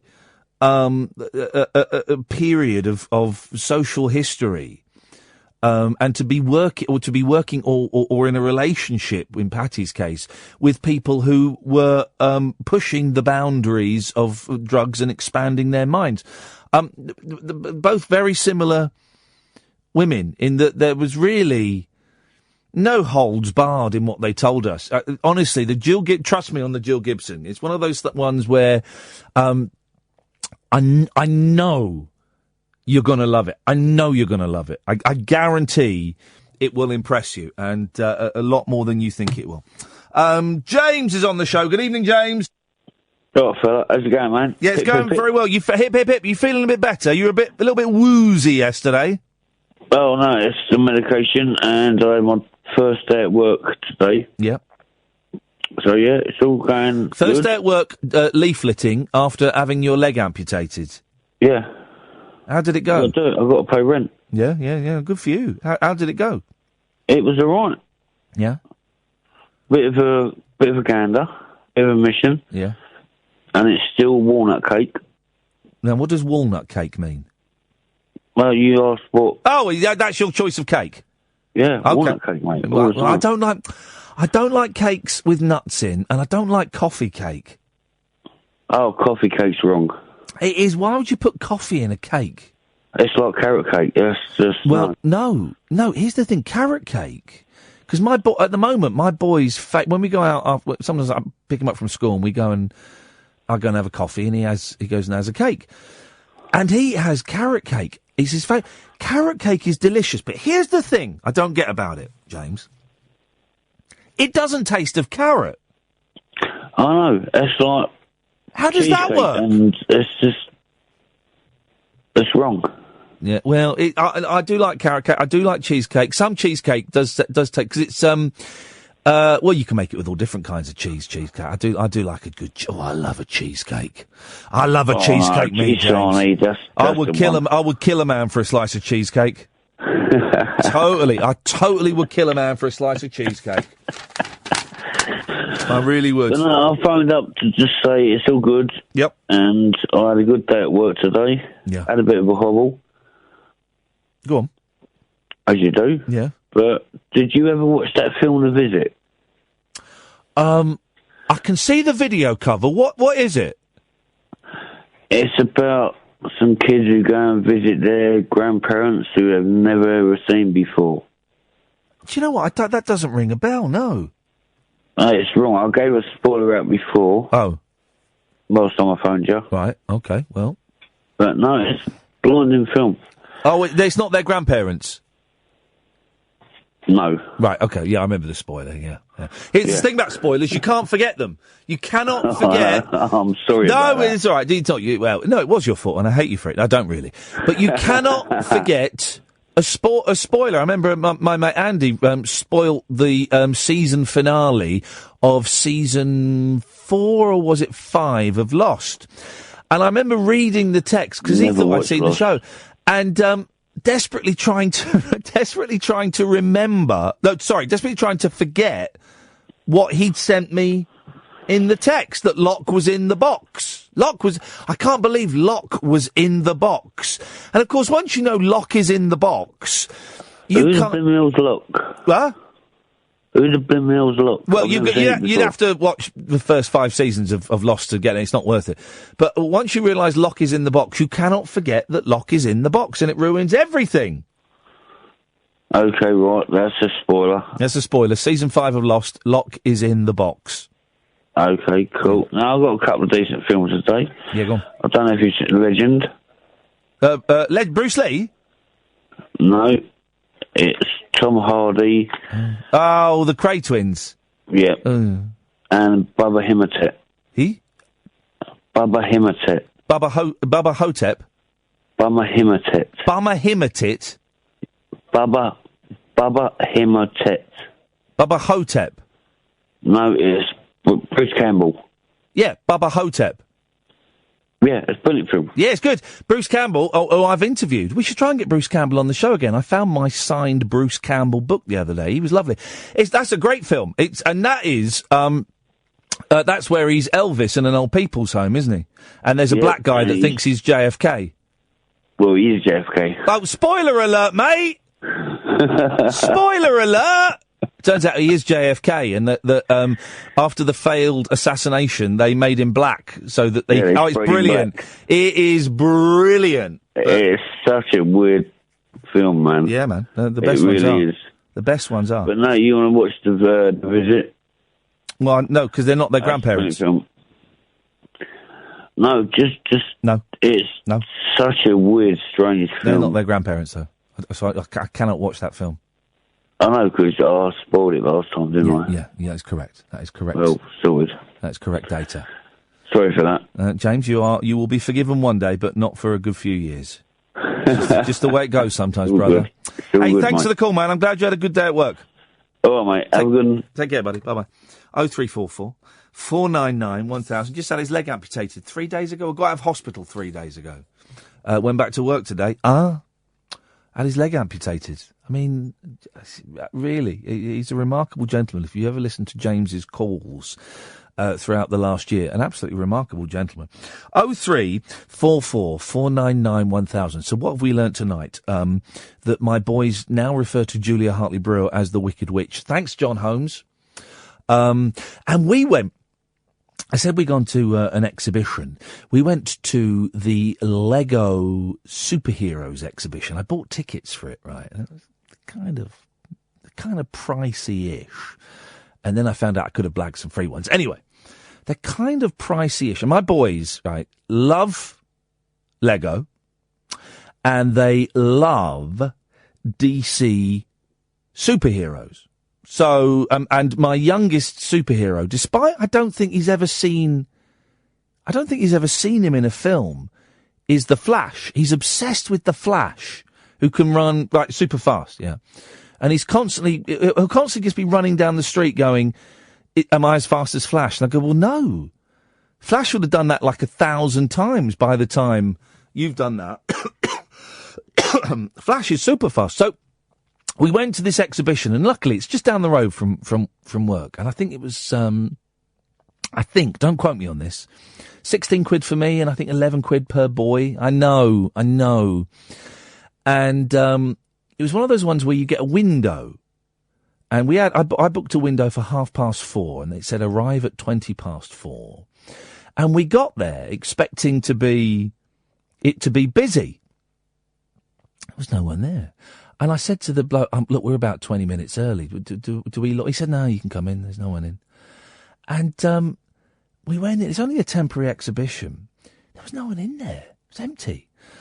So we got... I'm not really a fan of Lego. Despite living next door to Legoland, I'm not really a fan of Lego. And interestingly, my nephew, Dylan, who turned 12 recently, and I phoned him up and I said, what do you want for your birthday? And he said, well, I'm not really into Lego anymore. It's growing up. And I said that to my boy. I said, Dylan's not really into Lego anymore. What? I'll have it. I said, well, no, you're not, but... And I just thinking, God, my boys are not going to be into Lego at some point. We've got shed loads of Lego everywhere. I've never liked Lego. I've never got it. But some of these models, I showed Cass some of the pictures. Some of these models were brilliant, but it's superheroes made out of Lego. There was a life-size Batman. There was loads of the Flash. I don't really get, because the Flash is there a Flash film? Is the Flash in a movie? Because I don't know where my youngest has seen. He's seen the Flash in the Lego superheroes game, but I think he came across the Flash before that. So we did that, and we had a look around, and it took all of 20 minutes, allow an hour. Well, it took all of 20 minutes, and my eldest, who's got a camera now, was going around and took a photograph of every single one. And I'm so pleased that he's kind of found that little geeky hobby.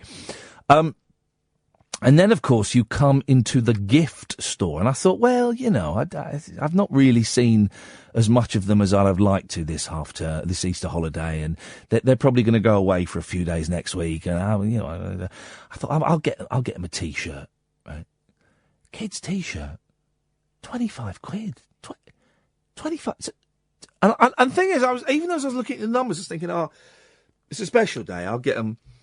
And then suddenly, the sensible voice in my head went, what the hell are you? That's 50 quid for 2 T-shirts that they'll grow out of in 3 months. 50 quid! I went, yeah. And so I kind of implied to my youngest we would buy some. And then we went off and they went and played a video game. And then we left via a different exit.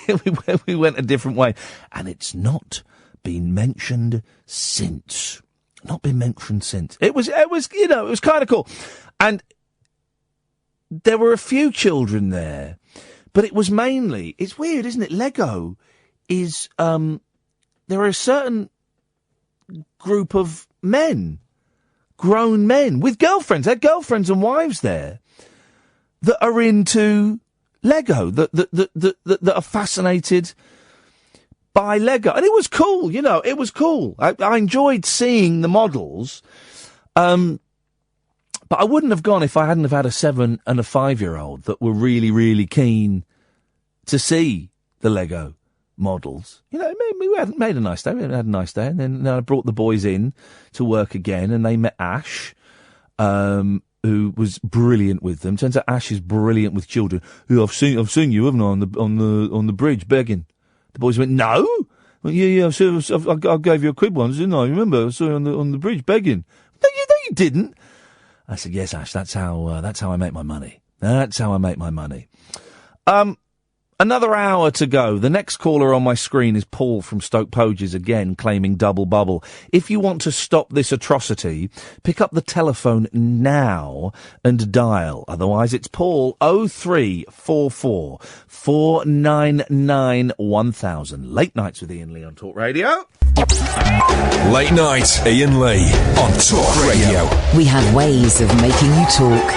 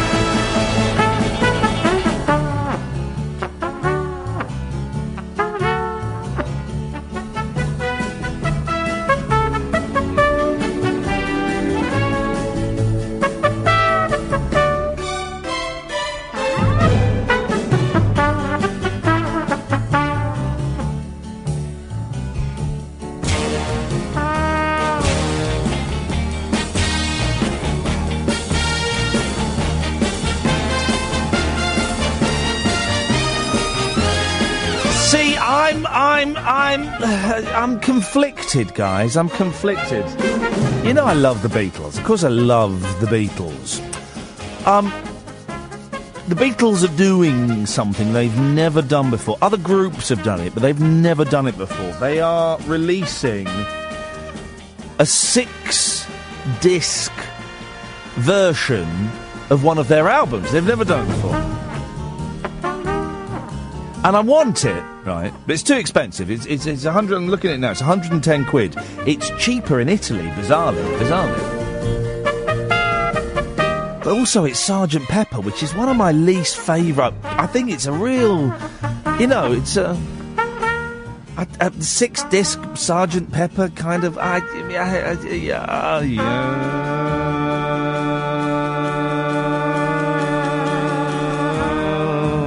I just don't think, if it was Revolver, if it was 6 discs of Revolver, or 6 discs of Abbey Road, then, oh yeah! Man, I'd have 6-disc Abbey Road box set, you better believe it.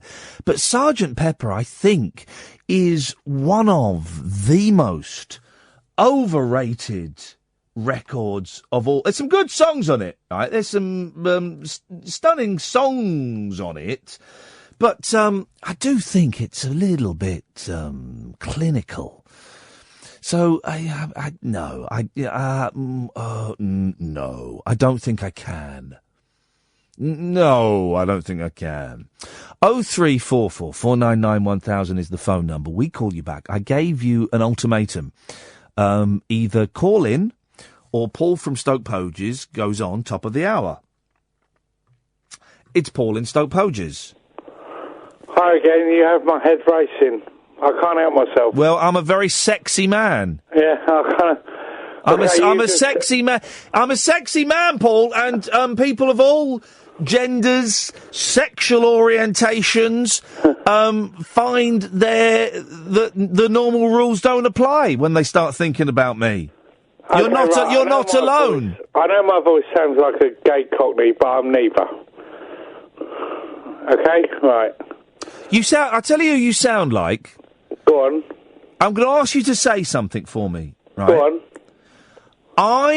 we're going to have a little conversation and I'm going to close my eyes. I want you to say, play at home, guys, 0344 499 1000. Who do you think he sounds like, right? I want you to say, tell me the problem. I'll start talking.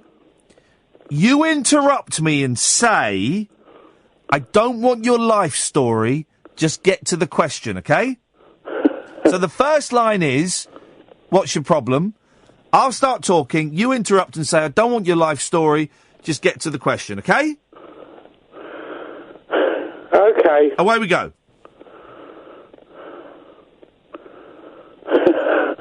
No, I'm not playing the game. No, why are you not playing the game?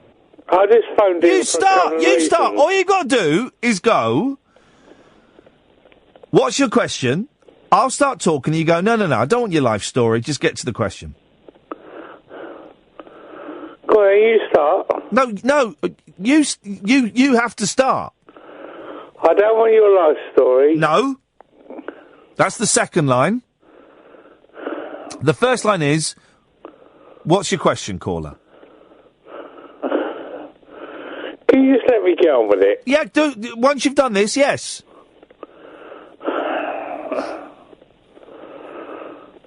I swear, God. Just do it. I'm not making you, I'm not making you impersonate a child murderer or anything. Listen, I know my voice sounds bad on No, recording. it doesn't. It sounds like someone that a lot of people will remember very, very fondly. So should I get a job doing adverts on radio then? Just say, what's your question, caller? I start talking and you say, no, I don't want your life story, just get to the question. Okay. What's your life story? I don't want your life story. No, that's the second thing. The first thing is, what's your question, caller? Right. What's your question, caller? Well, the thing is, I'm having trouble with my neighbour because I moved into the house about 5 years. I don't want your question. No. I don't want you to tell me your life story. Sorry. Yeah, right. I don't want the life story. I just want to get straight to the question. Okay, we're there. We got it. Right. Dave. Paul, go. Okay, right. You've overhead, right. For starters... No, we've not done it. You've got to do this. You've got to get this right, and then you can do your thing. You just... Yeah. So, right, what's your question, caller? I don't have a question. You say that to me. What's your question, caller? Well, I bought a car about 12 years ago, and it's blue, and the guy that sold it to me told me that the MOT was all up to date. You've got to interrupt me, Paul. I'm just laughing too much. Yeah. Just do it again. I do not want to know your life story. No, right, hang on. Cleo? Yes? Right, can you do the lines for Paul? Because he's obviously an idiot. Yes. Right, go. And, what's your point, caller? Well, yeah, I bought a car about 15 years ago, and the thing is that it's blue. I don't want to hear your life story. You can't do it. I don't want to hear you. What? I don't want to hear your life story. Just get to the point. Just get to the point. Right, Paul, you go again. No, can't I just... No! You've got double bubble, and it's a new rule. Yes, you can have double bubble, but you've got to, toe the line. I do not want to know your life story. You start with... Caller, what's your question? Caller, what is your question? Well, Gary, I bought I do not want to know your life story.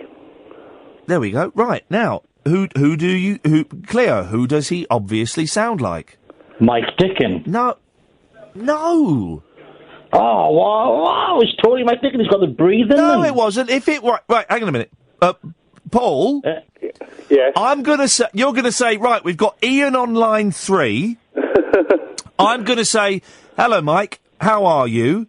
And you're gonna say, my health... your ratings no end, isn't it? Okay. You're gonna say, my health is not in question. Mike Dickin? No, yeah, that's what Mike Dickens used to say. But he also said, I don't want your bloody life story. No, he didn't. Did later. No, he didn't. Paul, just say my health is not in question. My health is not in question. No, he sounds like the fella I'm thinking of, Cleo. You've got it wrong. Oh, man. You've embarrassed yourself, mate. I have, definitely. You've got to do the walk of shame. What does that That involves pulling your thing between your legs so you look like a lady and walking down the high street. Thanks very much for calling, caller. No, it wasn't Mike Stickin that you sound like. Hit the road, Jack. Don't come back anymore, yeah? Yeah, that's those are the words. Okay, right. Can I finish now by... Yeah, go on, finish off. Right. The first reason I called in, well, you made me think, Sgt. Pepper is no good, it's overrated. Yeah, it's a terrible record. Got some good songs on there, but it's terrible. But you were right by saying Revolver. Yeah, I know I am. I know music. Well, I don't know why you sound so surprised. Revolver and Abbey Road. The White Album. What? Or maybe even the White Album. Nah, the White Album's good, but it's Revolver and Abbey Road. Those are the masterpieces. Yeah, you're right. I know I am. I am both of them on vinyl. Well, that's wonderful. Okay, right. The second thing I'll say was about Lego. Whatever happened to Windsor Safari Park, eh? It got closed down and turned into Legoland. Yeah, exactly. Yeah, I know. What was wrong with the memories of... Now, I don't particularly believe in zoos, but... Right, well, there's your answer. But, right, whatever happened to a childhood memory... Well? Of going into an enclosure in your car... Yes. And a monkey ripping your windscreen wipers off. You can still get that at Whipsnade. Not Whips. Right, is it Whipsnade? okay. Woburn. Yeah, Whipsnade, which is near Woburn, yeah. Well, either or. Just off the M1. Well, so the childhood memory can be relived. Okay, right. But where Windsor Safari Park was, which is now Legoland, all the childhood memories will be is a flipping Darth Vader built out of a bit of plastic. And he's gone. 0344 499 1000. How can none of you know who he sounded like? I don't want your life story, caller. Just get to the point. How can none of you know what the hell is wrong with you? I've got to educate you all over again. 0344 499 1000. Late nights with Iain Lee on Talk Radio. Late night conversation worth losing sleep over. Iain Lee. On air and off the leash. On Talk Radio. We have ways of making you talk. I completely forgot, because I'm an idiot, we're playing the Jill Gibson interview, which we recorded a few weeks ago, and is an absolute delight. So stay tuned for that. That's coming up very, very soon. 0344 499 1000. That means you've got about another 14 minutes in which to call the show if you want to come on tonight. We're still compiling the list of very famous actors who simply cannot act. We started with Mark Wahlberg. Some people have suggested Tom Cruise. No, he's brilliant. Schwarzenegger? No, I think he's a brilliant actor. So you're going to have to try a little bit harder. Hannah, good evening, Hannah. Hip, hip, hip, hip. Hip, hip, hip. Whoa, there was a bonus hip there. Oh, sorry there. Thank you very much. I'm slacking a bit, sorry. Yeah, don't slack on the hips. Come on, guys. If we start adding hips, then where are we? Where are we? Terrible. What's the point of continuing? I think I know who Paul sounded like. Yes? Was it Andre from Basildon? No. What? As if I'm going to do a competition where someone sounds like a caller who used to phone me 7 years ago. No, it was a regular on LBC and Talk Sport and Talk Radio back in the day. Dead now. Oh, okay. Listen, caller, I don't want your life story. Just get to the question. Oh, my daily reminder. When is Hanson coming on the show? Oh, for goodness sakes. I don't know. When are Hanson over in the UK? June. Okay, well then, wouldn't it be awful if they were over here when we were over in the States? Oh. Oh well. Yeah. So look, we'll get him. We'll get Hanson. If we're getting Dan Aykroyd, we'll get Hanson. Don't you worry about that. Yeah. Anyway, nice to hear some new callers tonight. Yeah, up your bum. Let's go to Pablo. Hip, hip, hip. Yeah, baby. Well, just to answer on the actors who can't act, I'd like to posit David Morrissey. Oh, see, I think he's good, David Morrissey. I think he's just a bit one note. He just does, even when he's like shouty and angry, which he seems to do a lot. He's either stoic and calm or shouty and angry, but he always seems to have the same expression on his face. I think I quite fancy David Morrissey. Not like, I don't want to go, full on. I couldn't. But I think, not fancy, I think I've got a little crush on David Morrissey. You kind of admire him. You've got a kind of a smouldering admiration. Yeah, because he's the fella that was in The Walking Dead, wasn't he? Yes, he played the governor. And there was an episode of Doctor Who where he thought he was Doctor Who. Yes. Yeah. Oh, no, I like it. No, I'm not having David Morrissey. What are you talking about? Well, that was just on that. I just heard that whilst I was. You're wrong. It's the wrong answer. Fair. That's fair. I'll accept that. Yes. But kids' birthday parties. I've got my daughter's 4th coming up. Yeah. And I hadn't quite. It's my first 4th birthday party. Yeah. Not my first, obviously. When did kids start getting birthday parties every year? I can only remember me having one birthday party when I was about 7. And that was it. That was I've never had one. And then the next one was, I think, when I was 30.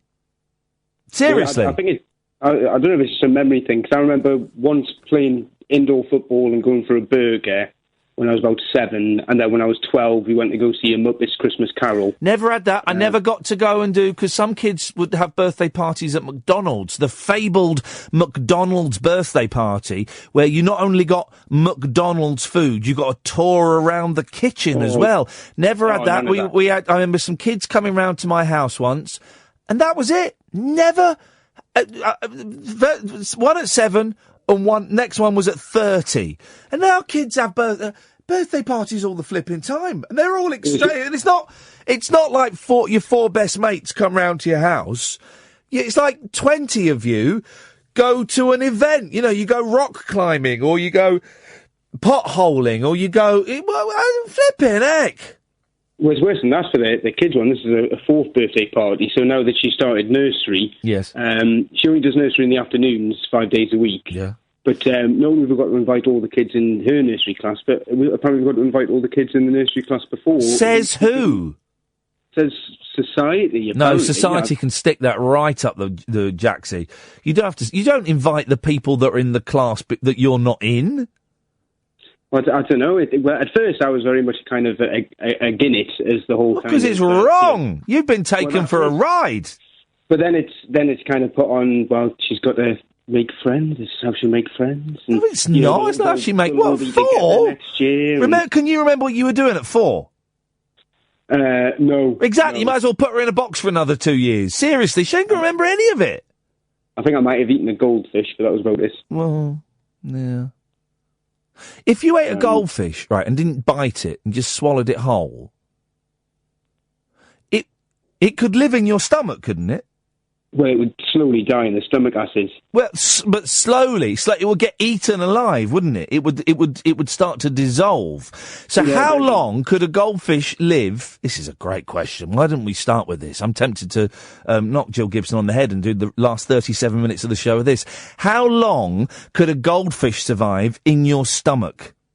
Well, it's worse than that as well, because, well, it's probably not true, but if they've only got a 3-second memory, then they'll constantly be waking up every 3 seconds going, oh, it burns! I don't think the 3 second... I thought that they proved the 3-second memory thing was nonsense, and that you can actually train goldfish. Goldfish recognise you when you walk into a room. That's true.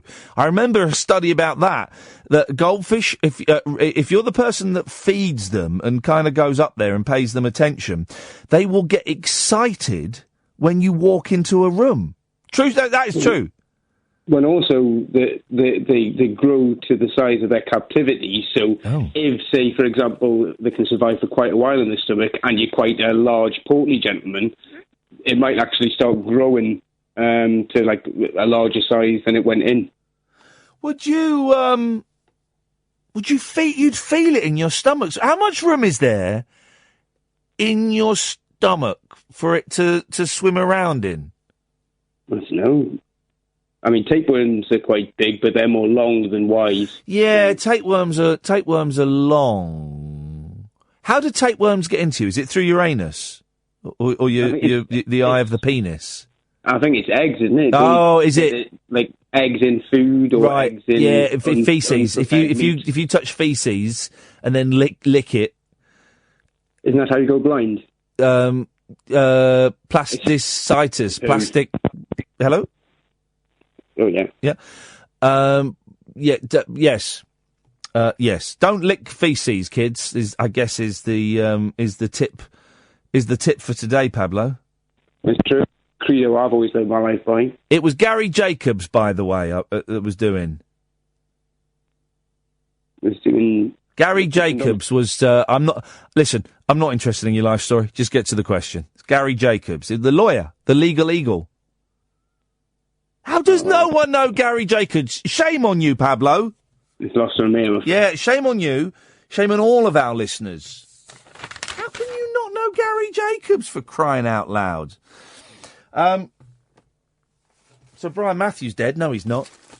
But I know because everyone's having a go at the BBC for announcing that Brian Matthews is dead. Brian Matthew was dead when he wasn't.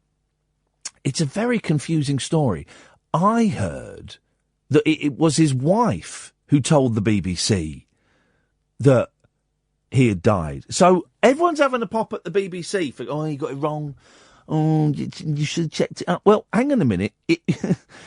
If the wife of the person who is supposedly died tells you that person has died, you kind of take that at face value. It's a really interesting story, the whole Brian Matthew thing. Brilliant broadcast, absolutely brilliant. Again, going back to the Beatles, if you listen to the Beatles at the Beeb, he's doing a lot of the interviews on there, and he the Sound of the 60s was a cracking show. But the gentleman has not been well for a very long time, and by well, I suspect there's some kind of dementia and confusion going on there. So everyone's kind of knocking the BBC for getting that absolutely wrong. But I think they're. You don't know what's going on. Speaking of not knowing what's going on, here's something. George Michael fans, see they're going to do a tribute for George Michael. See, they're going to do it because they're doing a very special tribute for George Michael. This is according to the Star. Up on Hampstead Heath, where he used to go cruising. They've called it dogging. It's not dogging. It's cruising, isn't it? Dogging is when you're it's in a car park, isn't it? Have I got this right? Dogging is when you're kind of in cars, and cruising is when you're sort of on your legs, walking. That sounds about right, doesn't it? I think that sounds about right. George Michael's fans will hold a kinky celebration of his life at the Star's favourite cruising spot. Thousands are expected to flock to Hampstead Heath for the tribute. By the way, not all of Hampstead Heath is gay. There are some. There are a couple of gay enclaves, but I would say 96% of Hampstead Heath is not gay, I would say. It's like literally a couple of tiny little bits of it. The singer admitted he regularly went for gay romps in the London Woodland. Wasn't he on Extras cruising for gay sex? George Michael. Wasn't there an episode of Extras where like Gervais sits down on a bench in a park or something and George Michael kind of stumbles out from some bushes? I'm sure there was. He was always excellent at taking the mick out of events that would have scuppered, a lesser person's career. There we go, look at this. I haven't even read the story. He even hilariously sent himself up during an episode of Ricky Gervais's Extras by turning up there for sex. But despite the festival's call to arms being littered with cheeky innuendos like "see you in the bushes," organisers insist it will not be a huge gay orgy. Well, I'm not going then. The event, called George Michael Wants You, will take place on Saturday, the 19th anniversary of his arrest in a Los Angeles public toilet. I've been to that toilet. The star was forced to come out as gay after offering sex to an undercover police officer. But Nell Andrew, boss of Queer Tours of London, believes the scandal had a positive influence. but City of London authorities, who gave permission for the event, warned an outdoor sex party is not on the cards. Well, Yabu sucks. I'm not coming then. Or going. A spokesman said, "We've spoken to the organisers to make them aware of our bylaws, which place restrictions on application of music and bumming." So, that is very, very gay news. Barry Manilow's gay now, come out as gay. Paul Burrell's come out as gay. I mean, was anybody surprised, really? Was anyone going, "Oh my God, Paul Burrell? Barry Manilow, you are kidding me." Good on them. Good on them. Yeah, good on those guys. Listen, we're going to have a cheeky break in a second. Then when we come back, I'm going to set up the interview with Jill Gibson. And I know the name will not mean much to most of you. But trust me, this is one heck of an interview with a person who really doesn't care what she says. I mean, most of the main protagonists are dead now, although Michelle Phillips isn't, and she doesn't hold back on Michelle. The rest of them are dead now. So go and get a cup of cocoa, go and get a chamomile tea, and I'll be back after this. Late Night Iain Lee on Talk Radio.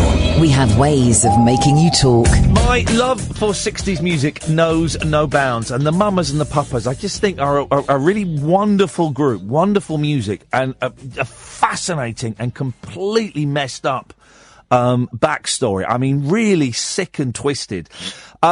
And, of course, was Denny Doherty, Mama Cass, John Phillips, and Michelle Phillips. Well, for a while, Michelle Phillips got booted out and was replaced by a woman called Jill Gibson, who I think was 21 at the time, 21, and joining one of the biggest rock groups in the world. She doesn't do many interviews. Here she is now. Hey, Jill, this is Iain. It's such a thrill to speak to you. Thank you so much for coming on the show. Yes, thank you. You wrote one of my favourite songs of all time. Oh, is that right? What song is that? You Really Know How to Hurt a Guy, the Jan and Dean track. Oh, yeah. Yes. I love that song. I think it's a really sweet tune. How did you get involved with Jan and Dean? Well, I was Jan's girlfriend for a number of years, and we met at my high school, but I knew about him before that, and he wasn't actually attending school at the time, but we met. That's where we met, and we became a couple, and then I had been writing music for many years with my friends, playing the guitar and doing things in school, and then when I was Jan's partner, it was just natural for me to be writing songs for him as well. Because we've had Dean Torrance on the show in the past. I'm a huge Jan and Dean and Beach Boys fan. And Dean was just the most delightful gentleman when he came on. Nice. What were they like to work with? I know that Jan was he was a master of the studio, wasn't he? Oh, yes. He was very innovative and very devoted. So, he just learned every aspect of it and really took control of the whole process. The thing is, including making his own charts for the musicians, and he really got into it. The thing as well is that Jan and Dean were still they were studying at college when they were huge pop stars. Well, I don't know so much about what Dean was doing, but Jan was in med school. Yeah. Yeah, and he would study, at night and do all the business in the daytime with the music. It's, because Jan and Dean were never that big over here in the UK. I think Surf City might have been a hit. And Beach Boys fans will be aware of their work. But tucked away on some of those singles and some of those albums, songs like You Really Know How to Hurt a Guy, really sweet, lush 60s pop tunes. Yeah. Was it a thrill when Jan recorded some of your songs? Well, I wouldn't say that really. I mean, I just took it for granted. Yeah. I think, I was writing songs for myself mostly, and then he would use tunes. But the thing is, when I would write music for Jan, he would really transform it. You know, he would give it more the Jan and Dean feel. He would change the rhythm or the the phrasing of the notes, and you know, he would change it somewhat. So it wasn't quite what I wrote. Yeah. You know, even though I wrote the music, it would be altered so it would be more Jan and Dean. And yeah, so it changed. You know, it wasn't quite what I wrote. And I do think if Jan hadn't had that horrific car crash, of course, who knows where he could have gone? You know, who knows what greatness he could have achieved in the world of music? Absolute tragedy. Yeah. It was amazing. Yeah, I mean, it was amazing that A, he lived and survived, and B, he actually came back and managed to go on tour. You know, incredible resilience. Yes. Well, that goes to show you his incredible force. Jill, how did you wind up in the Mamas and the Papas? Because I think this is such a wonderful kind of little quirk of pop history that gets overlooked. Do you remember much about that? Well, yeah, I you know, Lou Adler was Jan and Dean's manager for a while, maybe 5 years or 4 years. No, actually, probably 5 years. I knew Lou for quite a long time, all those years.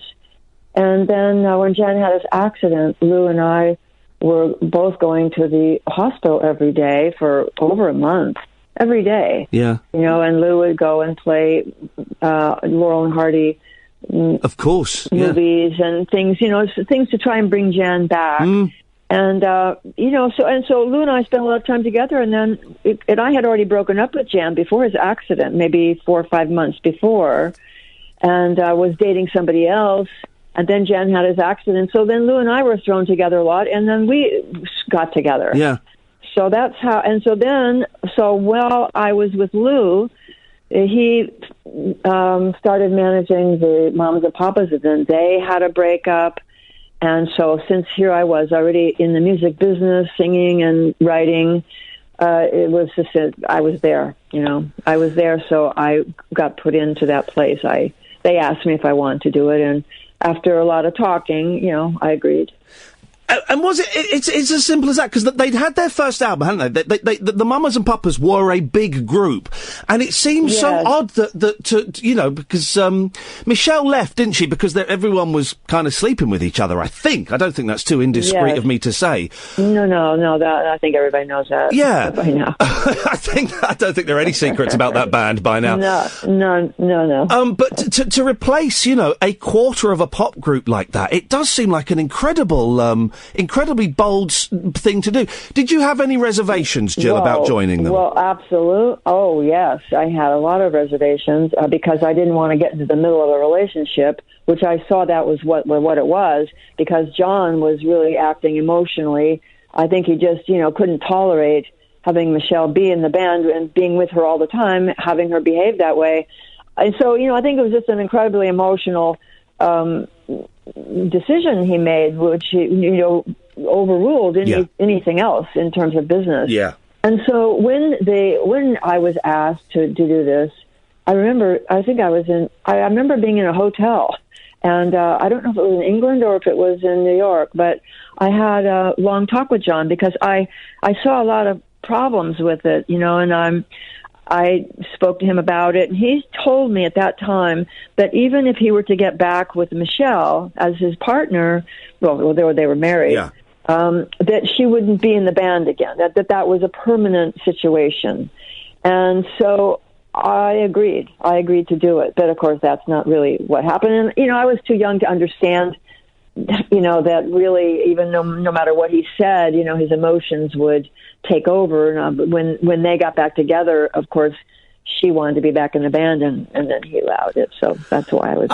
I'm a huge fan of Cass Elliot. I just think she's one of the greatest voices, and her solo stuff I think is criminally overlooked. What was she like to work with? Did she welcome you in the band? Yes, she did.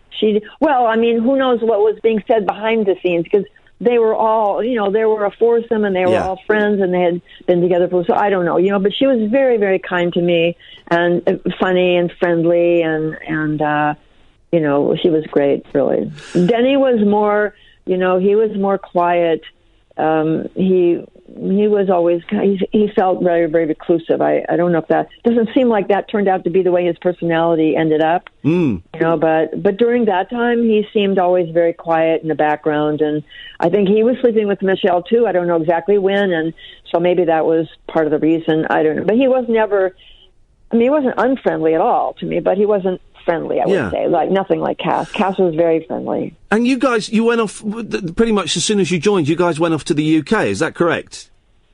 Yeah, within weeks, I think. I mean, it must have been, well, I say a whirlwind, but you obviously you were used to, you know, being around pop stars, having worked with Jan and Dean and other things like that. So was it unusual, or did you just think, oh, here we go, another adventure? Yeah, that's how it was.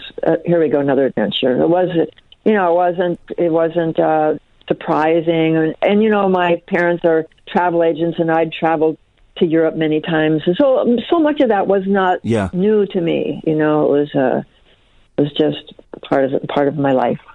But hanging, it happened, I went along with it. You did get to hang. Is it right? You got to hang out with the Stones and the Beatles. Yes. Well, I remember more hanging out with the Stones. The Beatles. Yeah. You know, we spent an evening with Paul. It was a magical evening at an apartment, and he was playing a out-of-tune harpsichord, which was fascinating. Fantastic. It was absolutely beautiful, whatever he did. You know, it was beautiful. And, yes, I remember. And then I spent some time at a club, forget the name of it, rock club. Yeah. With, and the Stones were there. And, you know, so I met them, but I didn't spend time with them. I also went to George Harrison's house when he was married to Patti Smith. Oh, my goodness. He had a mansion that was English Tudor kind of mansion. No, it's a very famous building, Oh, is it? And, I was there. We had tea and talked, and, you know, with all of us, the band, you know. I have to say, Jill, right, I'm 43 and I'm a huge fan of all these people you mentioned.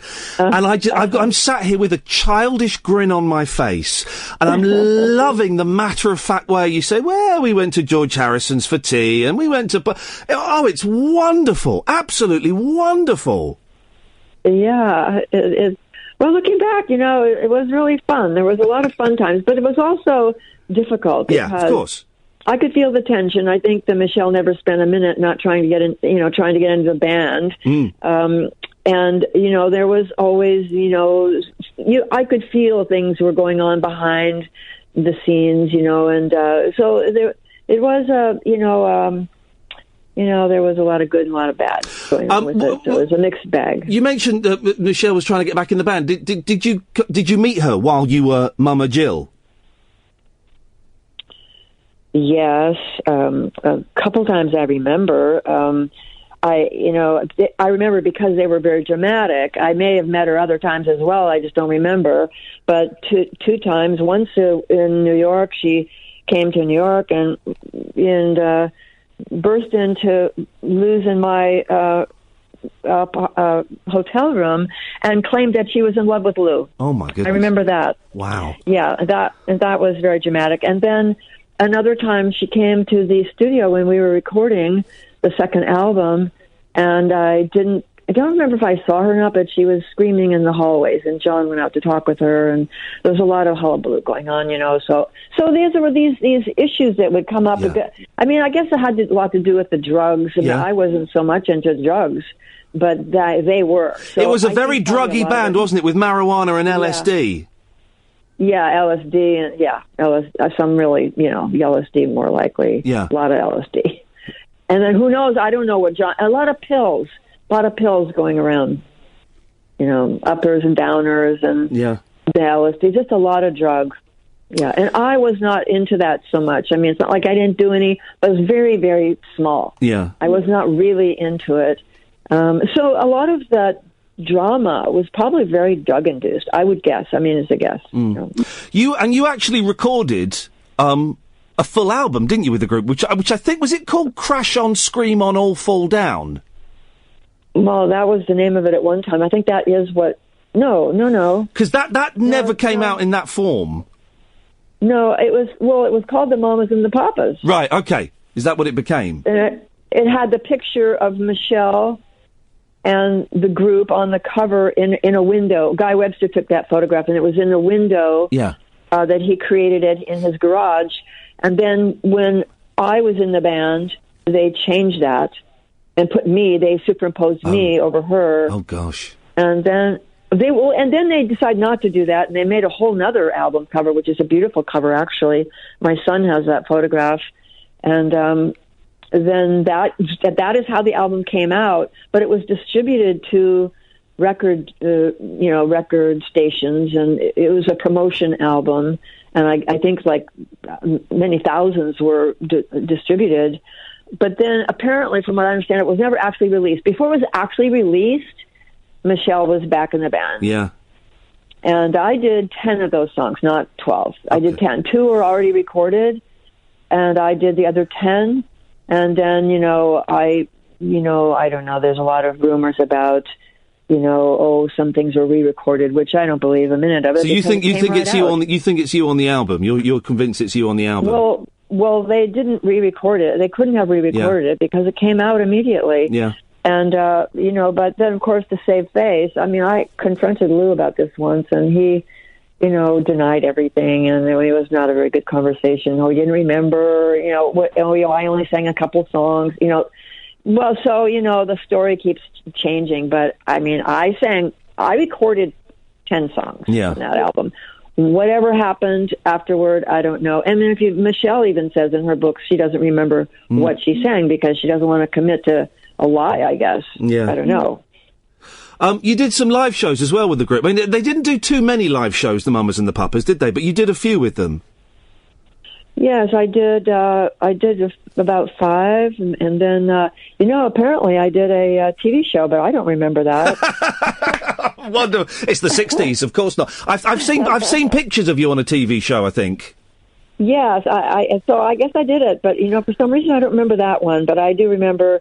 I remember a couple. One in Phoenix and one in North Dakota or South Dakota or someplace up there, and one back in Forest Hills, New York. And anyway, I did 5, I guess. Yeah. 5 shows. Fun. And I didn't have trouble doing that either. But I'll tell you where one of the problems is. A funny thing that it wasn't funny. John insisted that we all take drugs before a show. What? Drugs meaning pills. They were pills. Really? I don't even know what. Yes, I don't remember what they were. But and I remember at one of the shows, I did take one of the pills, and it was very, very uncomfortable for me, because I wasn't a druggie.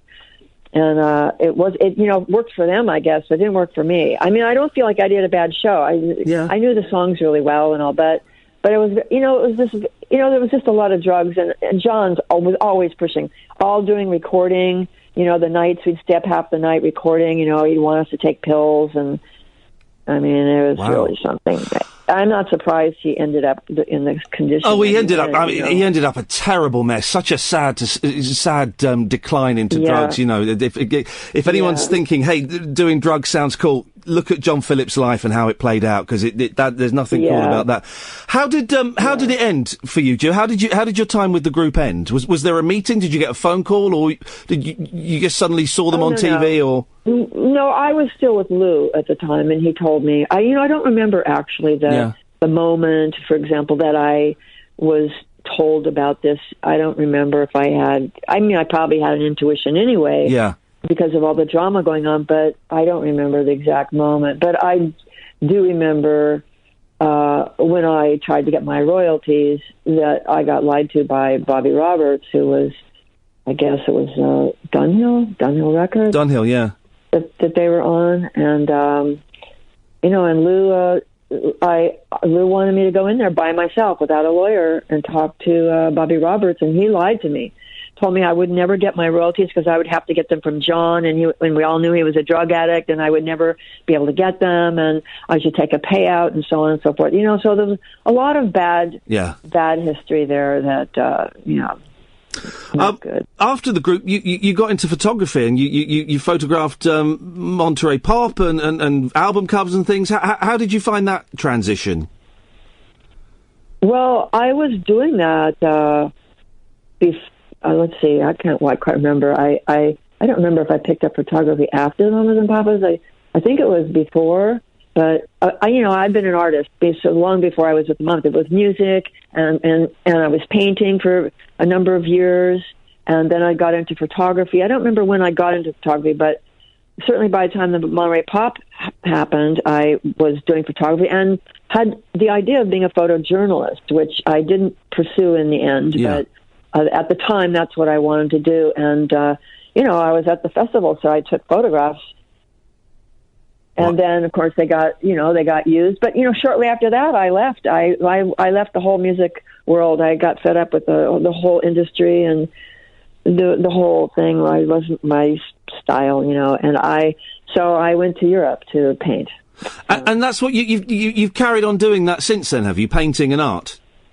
Yes, painting. Well, I was painting for many years, 30 years or so, and then or more than that, because I was painting in high school. Yeah. But then it's hard to sell paintings, and so I went into sculpture and started my own sculpture business, and that worked very well until it got too heavy. I was working with cement. Yeah. And so that got really heavy, and then I just transitioned into jewelry, which I had also done in high school. Yeah. I did jewelry metalsmithing for 4 years in high school and after high school. So now I'm doing jewelry. And do you get asked about the Mamas and Papas a lot? I just wondered what your reaction was when my producer Catherine got in touch with you and said we've been talking about you on the show and if you'd like to come on. Well, I ignored it for a while because I usually don't respond. I don't really like to talk about it. Yeah. And first of all, it's a long time ago. I don't remember a lot. And, there's good and bad feelings, and a lot of people don't want to even hear it. And, I've had some bad experiences with interviews. So, I kind of just ignored it. But then when she requested again, she got me in a moment where I felt okay about it. So that's really why I responded. And I've got a couple other requests right now on my email that I haven't responded. I think a lot of it has to do with how I'm approached, how it's worded, how, and also my mother's English, and I think that might have had something to do with it. Well, Jill, I hope you feel that we've handled the story and the subject respectfully, and I hope that I haven't pried too much in things that you didn't want to talk about. No, you've done well. Honestly, I've enjoyed it. I have sat here with just a huge grin on my face, and this has been one of the most fun interviews I've ever done, Jill. So thank you so much for your time, and I really genuinely appreciate you coming on. Thank you, Ian. Thank you so much. Take care. Bye-bye. Thank you for the invite. Bye-bye. Talk Radio. Dial up some dialogue. Talk Radio. We'll get you talking.